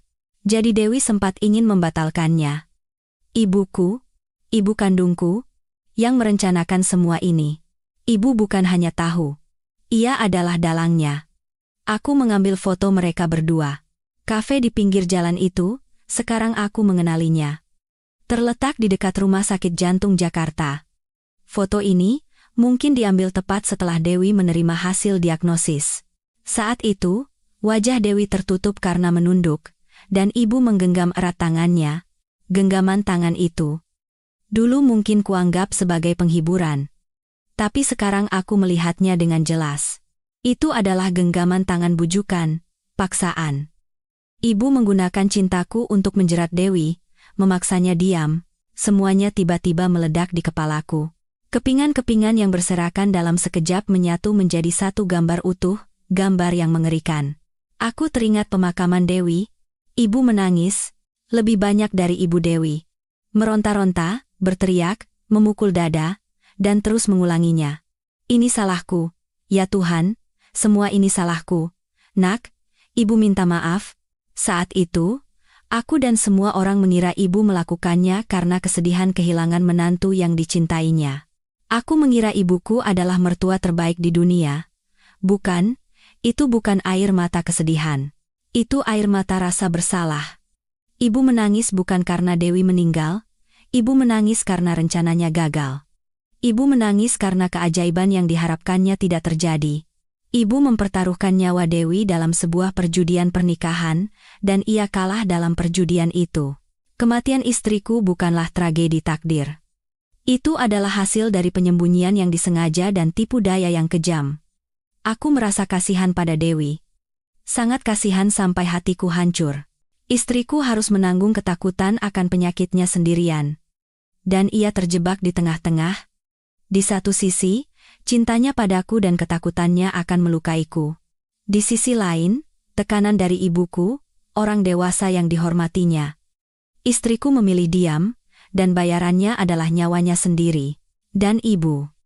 Di dalam diriku, kemarahan dan pengkhianatan yang menusuk tulang berkobar hebat, menelan semua kesedihan dan penyesalan yang telah menghimpitku.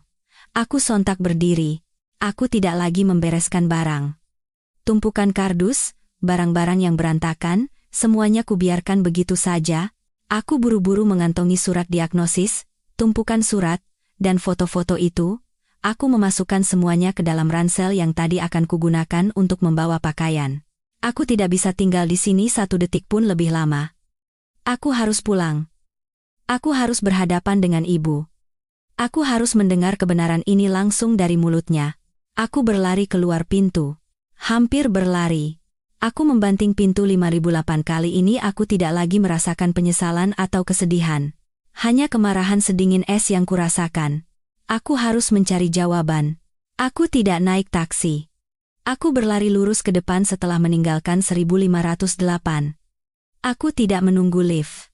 Aku berlari menuruni tangga darurat dari lantai 15. Dadaku terasa terbakar, tetapi bukan karena lelah. Melainkan karena kemarahan yang berkobar-kobar, seolah membakar semua indera lainnya. Aku berlari keluar dari gedung apartemen mewah yang pernah kupercaya sebagai surga kebahagiaanku. Kini tempat itu tidak lebih dari penjara yang penuh kebohongan. Aku berjalan di jalanan seperti orang gila. Aku tidak begitu ingat bagaimana aku sampai ke rumah ibu. Sepertinya aku naik bus lalu berjalan cukup jauh. Di dalam kepalaku, kata-kata dari surat ibu terus berputar. Ibu hanya ingin putra ibu bahagia. Bahagia? Kebahagiaan ibu dibangun di atas kebohongan dan perjudian dengan nyawa istriku? Rasa sakit karena kehilangan Dewi, rasa bersalah yang telah menghimpitku selama hampir sebulan terakhir, tiba-tiba memiliki bentuk yang jelas. Itu bukan lagi takdir yang kejam atau permainan nasib. Itu adalah penyembunyian dan konspirasi yang terencana. Dan dalangnya, kaki tangan paling kejam, tidak lain adalah Ibu Ratna. Ibu kandungku. Orang yang paling kucintai, kuhormati, dan kupercaya di dunia. Saat aku tiba di kompleks apartemen tua itu, hari sudah gelap. Cahaya lampu jalan kuning yang redup menyinari tangga. Aku tidak punya tenaga untuk berlari lagi. Aku menaiki tangga semen yang tua dan usang itu dengan langkah berat, satu persatu. Suara langkah kakiku menggema di ruangan yang tua. Terdengar begitu sedih dan pilu. Aku tidak mengeluarkan kunci. Aku mengerahkan sisa tenagaku untuk memukul keras pintu kayu tua yang catnya sudah mengelupas dengan kepalan tanganku. Buk, buk, buk. Ibu yang berada di dalam pasti terkejut. Terdengar suara sandalnya yang tergesa-gesa. Lalu suara? Siapa? Kenapa gedor-gedor pintu? Pintu terbuka sedikit, dan saat melihatku, ibu membeku di tempat. Wajahnya seketika berubah. Mungkin penampilanku saat ini cukup mengerikan. Rambutku acak-acakan, dan pakaianku kotor karena membereskan rumah. Tapi yang paling menakutkan mungkin adalah tatapan mataku. Mata yang merah padam bukan karena menangis, melainkan karena amarah. Kamu kenapa, Budi? Kenapa jam segini? Ibu takut. Kamu kenapa? Aku tidak menjawab. Aku melewatinya, hampir mendorongnya, dan langsung masuk ke dalam rumah. Dari dapur, bau masakan ibu menusuk hidungku. Sepertinya gulai ikan kakap kesukaanku. Tapi hari ini, bau yang familiar dan harum itu terasa memuakkan. Aku melempar ranselku ke atas meja makan kayu yang tua. Suara resleting yang terbuka merobek tajam ketenangan palsu di rumah ini. Budi, kalau ada apa-apa, bicaralah. Kamu kenapa? Ibu buru-buru menutup pintu dan mengikutiku. Suara ibu mulai bergetar. Ia pasti sudah merasakan bahwa sesuatu yang buruk telah terjadi. Aku masih tidak berkata apa-apa. Aku mengeluarkan surat diagnosis, surat-surat tulisan tangan, dan foto-foto yang sudah menguning dari ransel. Lalu aku melemparkan semuanya ke atas meja. Ini apa? Suara yang keluar dari tenggorokanku serak dan kering? Rasanya bukan lagi suaraku. Ibu mendekati meja. Cahaya lampu neon putih di rumah itu menyorotinya. Ibu melihat kertas yang paling atas, yang bertuliskan tebal Rumah Sakit Jantung Jakarta. Hanya sedetik, sangat singkat, tapi aku melihatnya dengan jelas. Wajah ibu benar-benar pucat pasi. Bibirnya bergetar seolah ingin mengatakan sesuatu, tetapi tidak ada suara yang keluar. Ibu mengulurkan tangan seolah ingin berpegangan pada meja, tetapi tangannya hanya menangkap udara kosong. Bu. Tidak. Kamu. Kamu dapat ini dari mana? Ibu akhirnya bertanya, tetapi suaranya pecah total. Dari mana? Aku tertawa. Tawa yang sinis dan dingin, lebih menakutkan daripada tangisan. Dari bawah kasur. Tepat di atas tempat tidur pernikahan saya. Tempat di mana Dewi meninggal. Masih mau mengelak? Aku mengambil tumpukan surat dan membantingnya keras ke meja. Kertas-kertas itu berhamburan. Ini, tulisan tangan siapa ini? Jawab. Bu. Untuk sementara kita rahasiakan. Ibu hanya ingin putra ibu bahagia. Ini kebahagiaan saya? Istri saya meninggal di malam pertama pernikahan. Itu kebahagiaan saya? Akhirnya aku berteriak.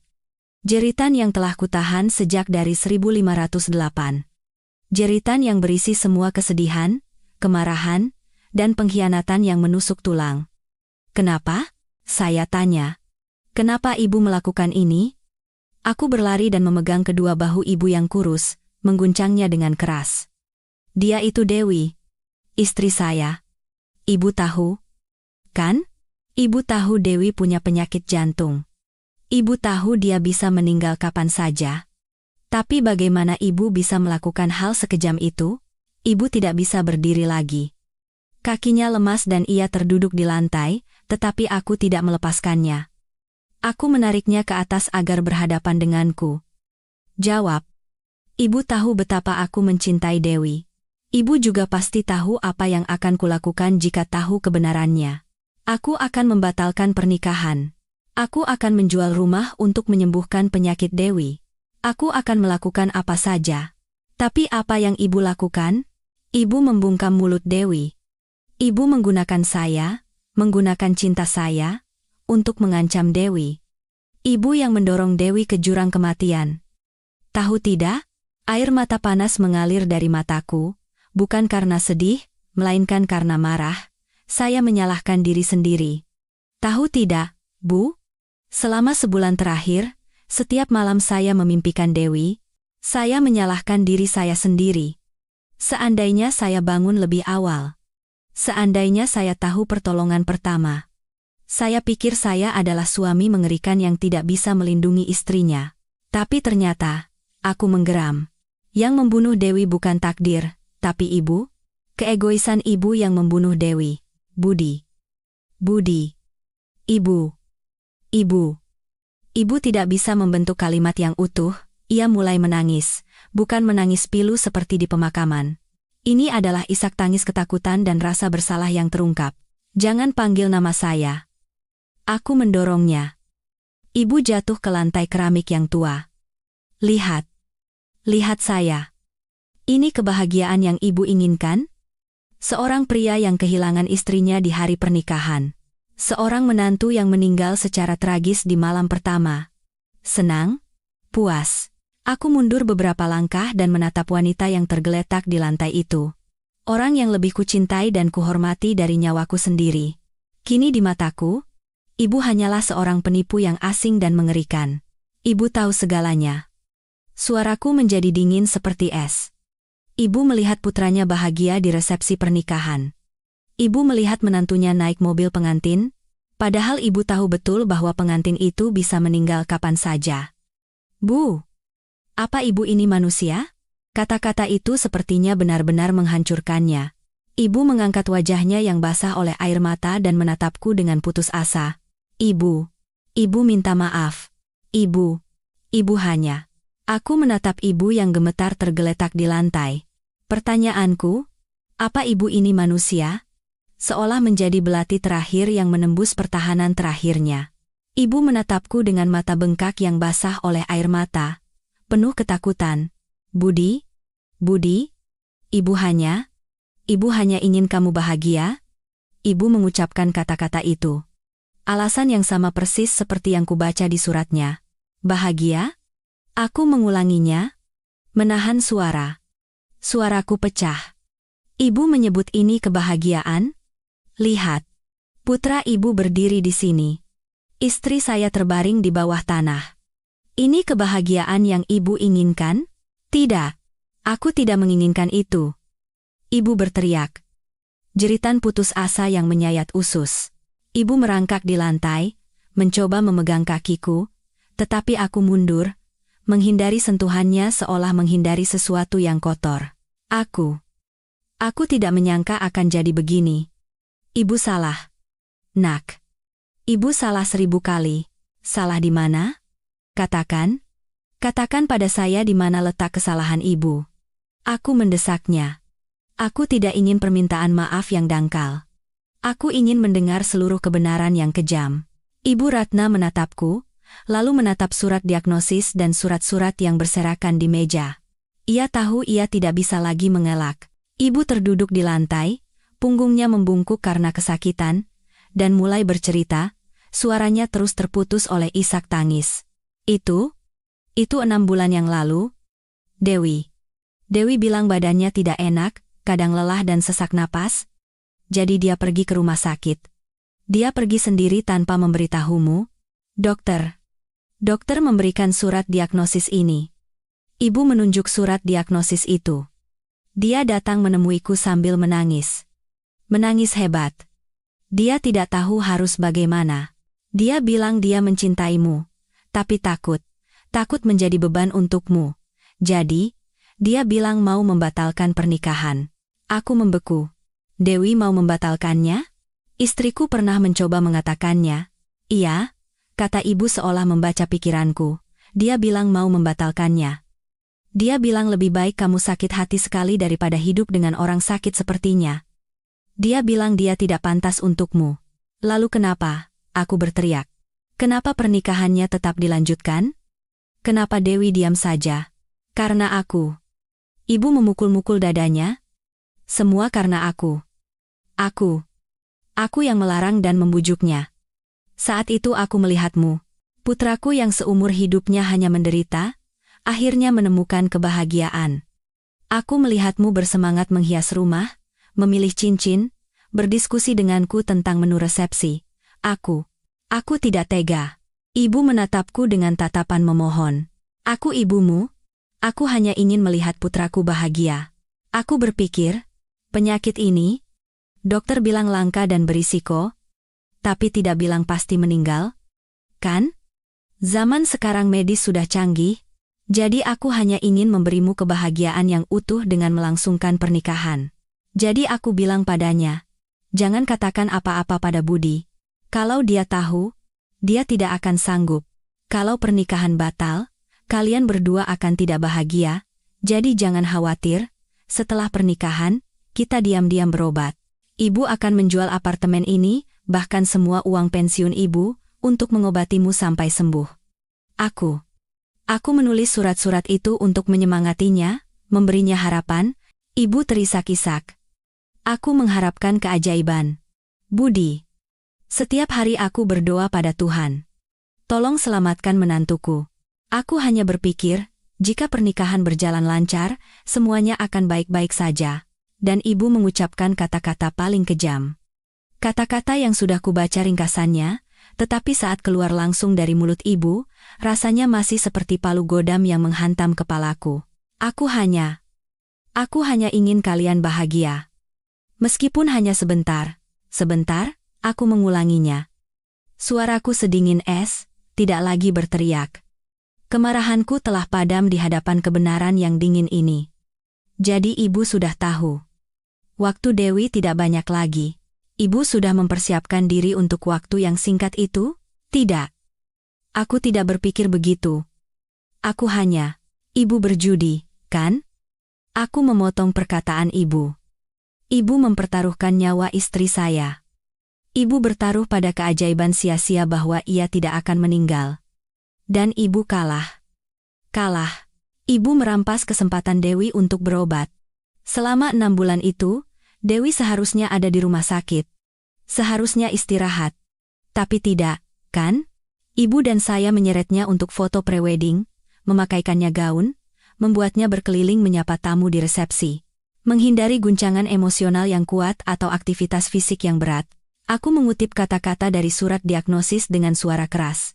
Apa ibu tahu betapa melelahkan dan emosionalnya sebuah pernikahan? Ibu telah mendorong Dewi hingga batas kemampuannya. Ibu yang mendorongnya ke kematian. Ibu juga merampas hak saya. Aku menunjuk dadaku.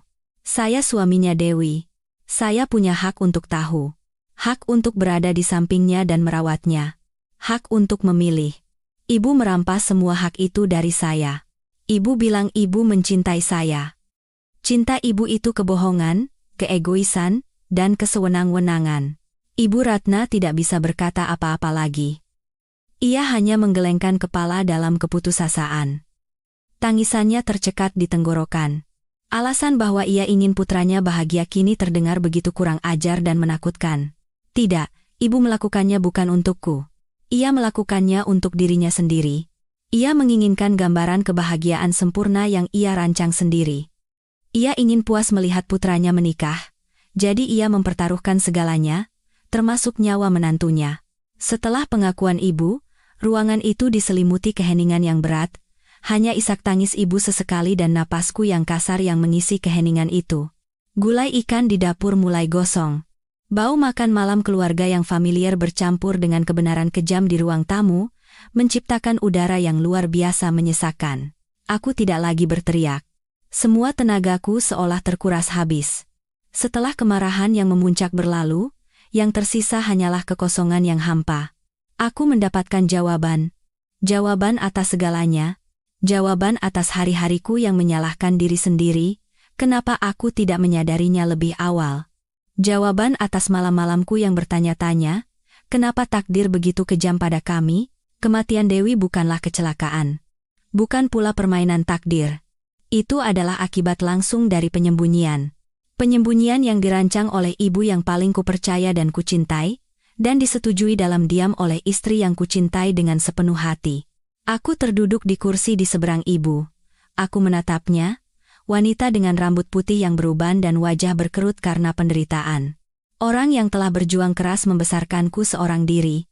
Orang yang kupercaya akan selalu melindungiku bahkan jika seluruh dunia berpaling.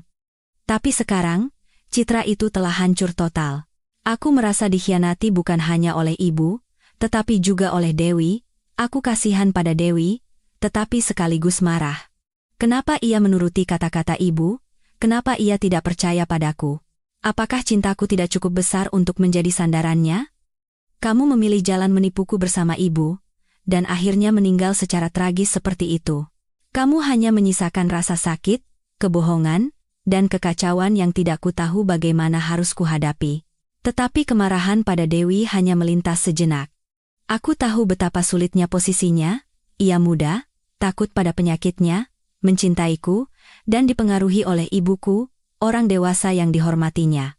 Istriku adalah korban. Dan ibu adalah pelakunya. Kehancuranku bukan secara fisik. Ini adalah kehancuran seluruh kepercayaanku dan pandanganku terhadap dunia. Landasan moral yang selalu kupegang teguh hancur berkeping-keping. Orang yang paling kucintai adalah orang yang paling kejam menipuku. Kebenaran yang baru ku ketahui ini lebih menyakitkan daripada kematian Dewi. Jika kematian Dewi adalah kecelakaan, itu adalah kesedihan. Seiring waktu, mungkin akan membaik. Aku akan menyimpan kenangan indah tentangnya. Tapi kematian ini adalah noda. Tipu daya. Itu membuat pernikahan bahagiaku, dan 3 tahun pacaran kami menjadi sandiwara yang konyol, itu menodai segalanya. Aku tidak bisa menangis. Aku hanya merasakan dingin yang menusuk tulang. Aku menatap ibu yang masih tergeletak di lantai. Ia berhenti menangis dan hanya gemetar. Mungkin ia sedang menunggu penghakimanku. Apakah aku akan memaafkannya atau mengutuknya? Aku berdiri. Rumah tempat aku dibesarkan ini kini sama menyesakannya. Aku tidak bisa berada di sini lagi. Aku tidak bisa menghirup udara yang sama dengan wanita ini. Aku mendekat dan dengan tenang mengambil surat diagnosis, surat-surat, dan foto-foto itu. Lalu aku memasukkannya kembali ke dalam ransel dengan hati-hati. Ini adalah bukti kejahatan ibu. Budi, kamu mau kemana? Ibu ketakutan melihatku menyandang ransel. Ibu bangkit sempoyongan dan memegang ujung celanaku. Jangan pergi, nak.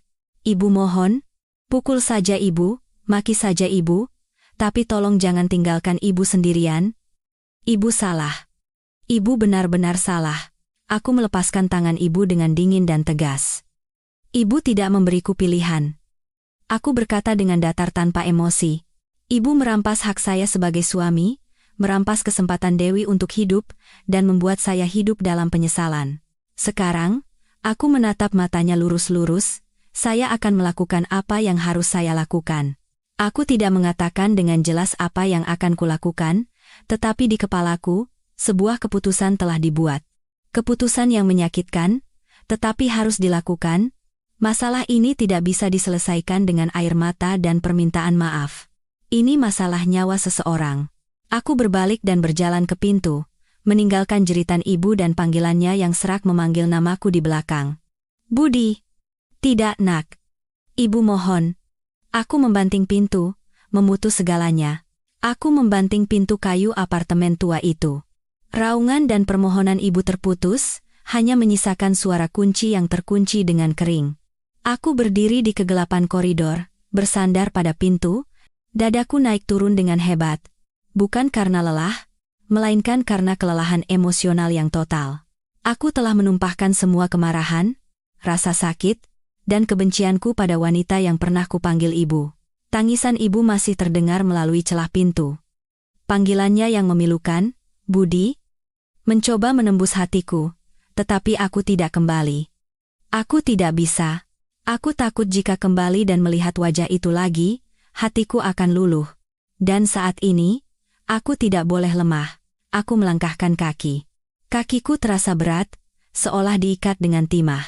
Aku menuruni tangga dan keluar dari kompleks apartemen tua itu. Malam Jakarta tumpah di atasku. Angin dingin akhir musim kemarau mulai berhembus. Aku hanya mengenakan kemeja tipis. Pakaian yang sama yang kukenakan saat pergi membereskan rumah pagi tadi. Hawa dingin menusuk kulit, tetapi aku tidak merasakan apa-apa. Hatiku lebih dingin dari angin ini. Sekarang, kemana aku harus pergi? Aku tidak punya rumah untuk kembali. 1508 bukan lagi rumahku, dan aku tidak bisa kembali ke apartemen tua ibu. Rumah orang tua Dewi.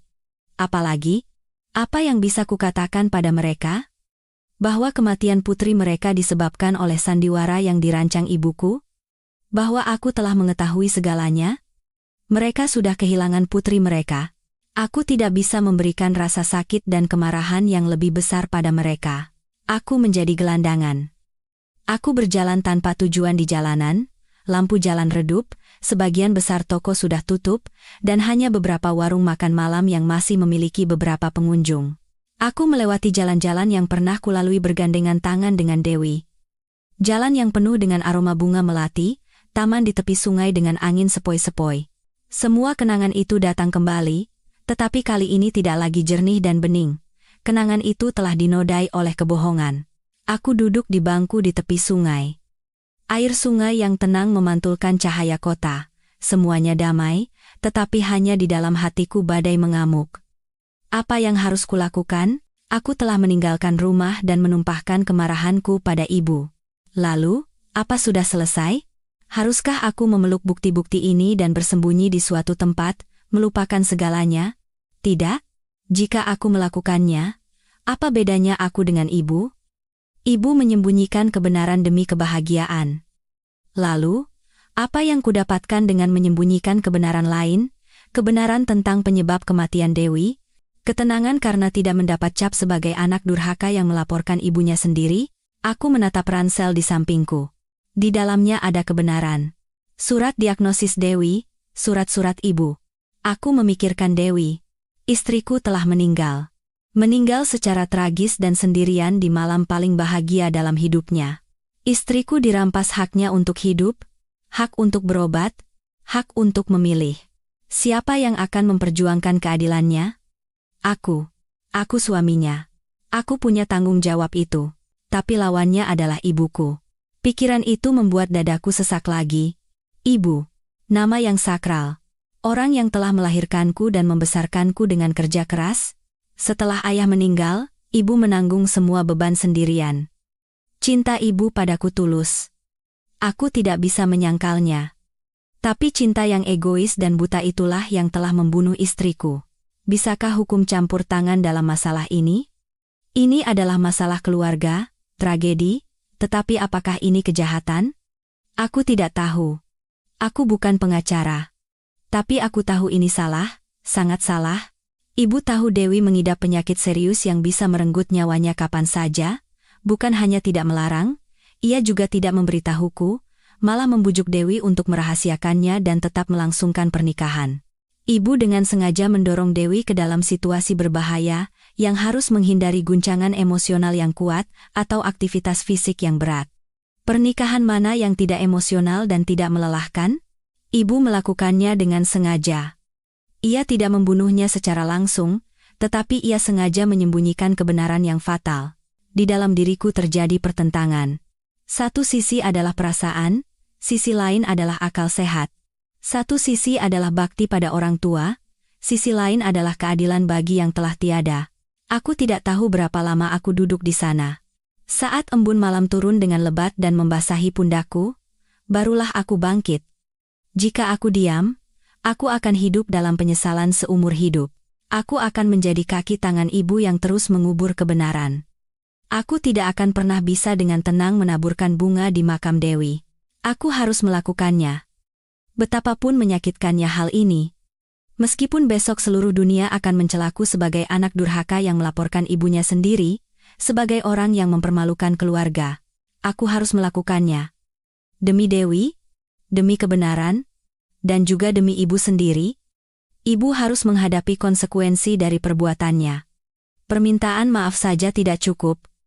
Air mata saja tidak cukup, hanya penghakiman hukumlah yang bisa sedikit mengembalikan keadilan. Setelah keputusan dibuat, hatiku dingin tetapi tegas. Aku melihat sekeliling, aku tahu lokasi kantor polisi terdekat, aku menyandang ransel di pundakku, ransel ini bukan lagi beban kenangan. Ini adalah beban keadilan. Aku berjalan, selangkah demi selangkah, dengan tegas. Aku tidak menoleh ke belakang. Gedung kantor polisi muncul di depan mata. Cahaya lampu neon yang terang terasa dingin, kontras dengan kegelapan di luar. Aku berhenti sejenak di depan pintu, lalu masuk. Seorang petugas polisi yang sedang piket mengangkat kepala menatapku. Ia terlihat lelah karena dinas malam. Ada yang bisa dibantu? Pak? Aku mencoba membuka mulut, tetapi tenggorokanku kering kerontang. Aku berdeham. Saya mau melapor. Ada masalah apa? Silakan duduk dulu, tenang. Ia menunjuk bangku kayu. Aku menggeleng. Aku tidak bisa duduk. Aku berdiri tegak dan menggenggam erat tali ranselku. Saya ingin membuat laporan. Suaraku bergetar, tetapi jelas. Ini terkait dengan kematian istri saya. Istri Anda? Polisi itu mengerutkan kening. Kapan meninggalnya? Hasil otopsi sudah keluar? Sudah. Hampir sebulan yang lalu. Penyebabnya gagal jantung akut, tapi bukan itu saja. Kematian istri saya bukan kecelakaan, sikap polisi itu menjadi serius. Ia mengeluarkan buku catatan. Coba ceritakan lebih detail. Apakah ada kejanggalan? Aku menelan ludah yang kering. Ini adalah momen penentuan. Tidak bisa ditarik kembali. Orang yang menyebabkan kematian itu. Aku memejamkan mata, lalu membukanya, dan aku menatapnya lurus-lurus. Orang yang ingin saya laporkan adalah ibu kandung saya. Hari-hari berikutnya adalah rangkaian prosedur hukum yang dingin dan panjang.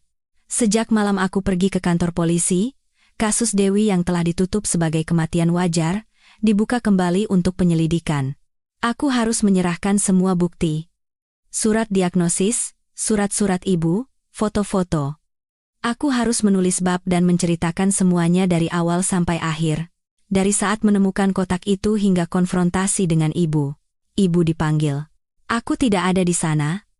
Aku tidak mau dan tidak punya keberanian untuk melihat ibu dibawa oleh para penyidik. Aku menyewa kamar kos kecil di daerah yang sangat jauh dan memutuskan kontak dengan semua kerabat. Aku pergi ke kantor, lalu kembali ke kamar dan mengurung diri. Orang-orang di kantor menatapku dengan kasihan. Mereka pikir aku masih belum bisa move on dari syok kehilangan istri.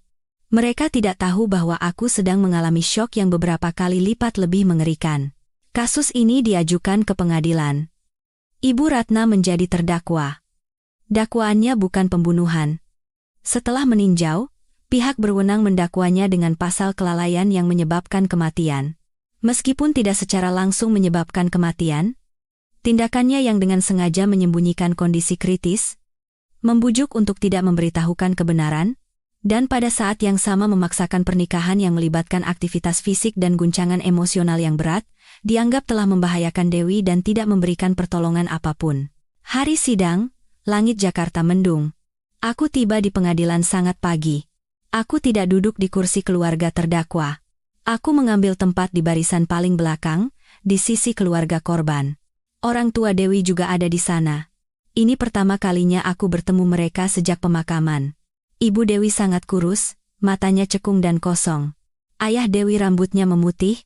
Mereka melihatku, tetapi tidak marah atau menyalahkan. Di mata mereka hanya tersisa penderitaan yang tak berujung. Aku menunduk memberi hormat. Ayah Dewi mengangguk kecil padaku. Aku tahu mereka juga telah mengetahui seluruh kebenaran. Kini kami bertiga, orang-orang Malang ini, bersama-sama menunggu putusan atas wanita yang menyebabkan tragedi ini. Pintu ruang sidang terbuka dan ibu masuk. Jantungku terasa sesak. Ibu Ratna. Ibuku. Ia mengenakan baju tahanan, rambutnya memutih dan acak-acakan. Ia kurus sekali, punggungnya bungkuk total, dan ia berjalan hampir menyeret kakinya. Baru setelah berdiri di kursi terdakwa, ibu menatap sekeliling ruang sidang dengan pandangan kosong, dan ia melihatku. Pandangan kami bertemu hanya sedetik. Ibu tertegun, dan wajahnya berkerut karena kesakitan. Ia mengulurkan tangan seolah ingin memanggilku, tetapi aku memalingkan muka. Aku tidak sanggup melihatnya. Sidang dimulai. Jaksa membacakan dakwaan. Setiap kata terasa tajam seperti pisau. Seluruh konspirasi penyembunyian ibu terungkap. Isi surat yang ditulis ibu untuk Dewi dibacakan. Ibu hanya ingin kalian bahagia. Saat kalimat itu menggema di ruang sidang yang khidmat, aku baru menyadari betapa kurang ajar dan egoisnya kata-kata itu. Aku dipanggil sebagai saksi dan pihak terkait. Aku berdiri di kursi saksi, berusaha untuk tidak melihat ke arah kursi terdakwa. Aku menjawab setiap pertanyaan hakim. Suaraku datar tanpa emosi. Aku membenarkan surat diagnosis itu, dan bersaksi bahwa itu adalah tulisan tangan ibu. Aku menceritakan tentang malam Dewi meninggal. Aku menceritakan tentang hari aku menemukan kotak itu. Pengacara ibu memohon keringanan hukuman. Ia menekankan bahwa terdakwa sudah lanjut usia, motifnya bukan niat jahat melainkan cinta buta pada anak, dan saat ini ia sangat menyesal. Saat diberi kesempatan untuk memberikan pernyataan terakhir, ibu tidak menangis. Ia hanya menatap ke arahku dan orang tua Dewi dengan tubuh gemetar. Saya yang salah. Suara ibu serak dan lemah. Saya tidak meminta maaf. Saya hanya ingin meminta maaf pada bapak dan ibu. Saya yang telah membunuh putri bapak dan ibu. Dan untuk putraku, maafkan ibu. Ibu telah membuatmu sangat menderita. Ibu pantas mati. Ibu menundukkan kepala dan mulai menangis terseduh-seduh. Suara tangisan putus asa seorang ibu yang telah kehilangan segalanya. Hakim menskor sidang. Aku duduk menunggu putusan. Hatiku hampa. Apapun putusannya, Dewi tidak akan hidup kembali. Dan keluarga kami sudah hancur berkeping-keping. Ketua Majelis Hakim membacakan putusan.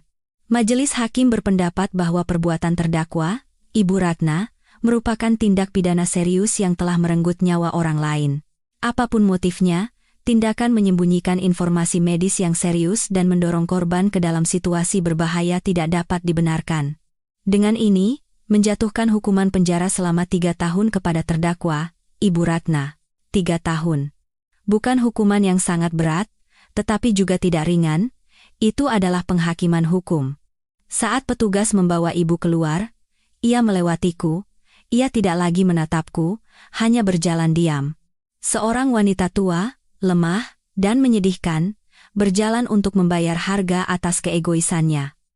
Aku menatap punggungnya yang bungkuk hingga benar-benar hilang di balik pintu. Aku tidak merasa puas, juga tidak merasa lega. Hanya rasa sakit yang membekukan yang kurasakan. Aku telah kehilangan istriku. Dan sekarang dengan tanganku sendiri aku mengirim ibuku ke penjara. Tidak ada yang tersisa untukku. Sidang telah berakhir. Hidupku seolah telah memasuki halaman baru. Halaman putih yang dinodai oleh noda masa lalu. Aku tidak lagi tinggal di kos itu. Dengan uang hasil menjual 1508, setelah memberikan sebagian kepada orang tua Dewi untuk biaya peringatan kematiannya, aku mencari apartemen kecil di daerah yang sangat berbeda. Jauh dari semua tempat yang penuh kenangan. Aku mengajukan permohonan pindah ke cabang lain dan bekerja di lingkungan yang sama sekali baru. Aku hidup sendiri dengan tenang. Aku memutuskan hampir semua hubungan. Kerabat dari pihak ayah, setelah sidang, memandangku seperti monster. Katanya Budi melaporkan ibunya sendiri. Anak durhaka macam apa itu? Aku mendengar kata-kata itu, tetapi tidak membela diri. Aku tidak punya tenaga lagi untuk menjelaskan. Kadang-kadang di akhir pekan, aku pergi ke makam Dewi. Aku hanya berdiri di sana, membersihkan batu nisannya, dan mencabuti rumput liar. Aku tidak berkata apa-apa. Aku tidak tahu harus berkata apa pada istriku. Haruskah aku meminta maaf atas kecuekanku? Atau haruskah aku mengatakan bahwa orang yang membuatnya meninggal telah menerima hukumannya? Semua kata terasa tidak berarti. Aku juga memikirkan ibu. Ibu ada di penjara. Aku tidak pernah sekalipun menjenguknya. Bukan karena aku masih membencinya. Kemarahanku sudah lama padam. Hanya saja aku tidak tahu bagaimana harus menghadapinya. Aku, anak yang mengirimnya ke sana, dan dia, ibu yang telah menipuku. Di antara kami ada jurang yang dalam yang tidak akan pernah bisa dijembatani. Aku banyak berpikir tentang kata bahagia. Ternyata begitu rapuh. Aku pernah memiliki kebahagiaan yang seterang dan sehangat sinar matahari musim kemarau. Tetapi hanya dengan satu kebohongan, satu penyembunyian, semuanya hancur berkeping-keping. Aku juga berpikir tentang tanggung jawab. Ibu, saat mengetahui kebenaran, tidak memenuhi tanggung jawabnya sebagai orang dewasa. Dewi tidak memenuhi tanggung jawabnya atas nyawanya sendiri. Dan aku, tidak memenuhi tanggung jawabku sebagai suami. Aku tidak cukup peka untuk menyadari penderitaan yang disembunyikan istriku. Waktu berlalu seperti itu. Musim hujan berlalu, dan musim kemarau tiba lagi. Rasa sakitku tidak hilang, hanya mengendap dan menjadi bagian dari diriku. Seperti bekas luka besar yang tidak lagi berdarah, tetapi terasa nyeri setiap kali cuaca dingin. Suatu minggu pagi, aku pergi ke pasar. Saat melewati toko bunga, aku tiba-tiba berhenti. Pot-pot bunga mawar, bunga kesukaan Dewi. Malam itu, kamar pengantin kami juga dipenuhi mawar. Setelah tragedi itu, aku selalu menghindari bunga ini. Aromanya mengingatkanku pada malam mengerikan itu. Tetapi pagi ini, di bawah sinar matahari, melihat kuncup-kuncup mawar yang akan mekar, aku tidak lagi merasa takut. Aku teringat senyum Dewi. Hari saat aku pertama kali memberinya seikat mawar. Senyum jernih yang belum ternoda oleh penyakit atau kebohongan. Aku berdiri lama, lalu memutuskan untuk membeli satu pot. Pot mawar merah kecil dengan banyak kuncup. Aku membawanya ke apartemenku. Apartemenku punya teras yang sangat kecil, cukup untuk meletakkan satu pot bunga. Aku meletakkan pot itu dengan hati-hati di tempat yang paling banyak mendapat sinar matahari. Dan aku menyiramnya. Tetesan air berkilauan di atas daunnya. Aku tahu ini bukan berarti aku telah melupakan segalanya. Bukan juga berarti aku telah memaafkan ibu. Ini hanya berarti bahwa aku sedang mencoba belajar untuk hidup dengan bekas lukaku. Merawat pot ini adalah usahaku untuk menyimpan kenangan terindah tentang istriku, bukan hanya mengingat kematiannya yang tragis. Dewi menyukai mawar, dan aku berharap bunga ini akan terus hidup, mekar, dan menjadi simbol bahwa kehidupan harus terus berjalan. Aku bersandar di teras, memandangi pot mawar itu. Hidupku mungkin tidak akan pernah bersinar terang lagi. Tapi setidaknya, harus terus berjalan. Aku harus terus hidup, untuk sisa hidupku, dan juga untuk hidup istriku yang tidak sempat ia jalani. Sinar matahari pagi menyinari dan berkilauan di atas embun yang menempel di dedaunan. Aku tahu, aku harus hidup. Cerita hari ini sampai di sini. Jika Anda merasa cerita hari ini bermakna dan ingin melihat lebih banyak cerita yang menyentuh dan mendalam, silakan tekan suka dan berlangganan kanal pilihanmu. Dengan mengaktifkan notifikasi, Anda tidak akan ketinggalan video berikutnya. Terima kasih telah menonton. Sampai jumpa di video selanjutnya.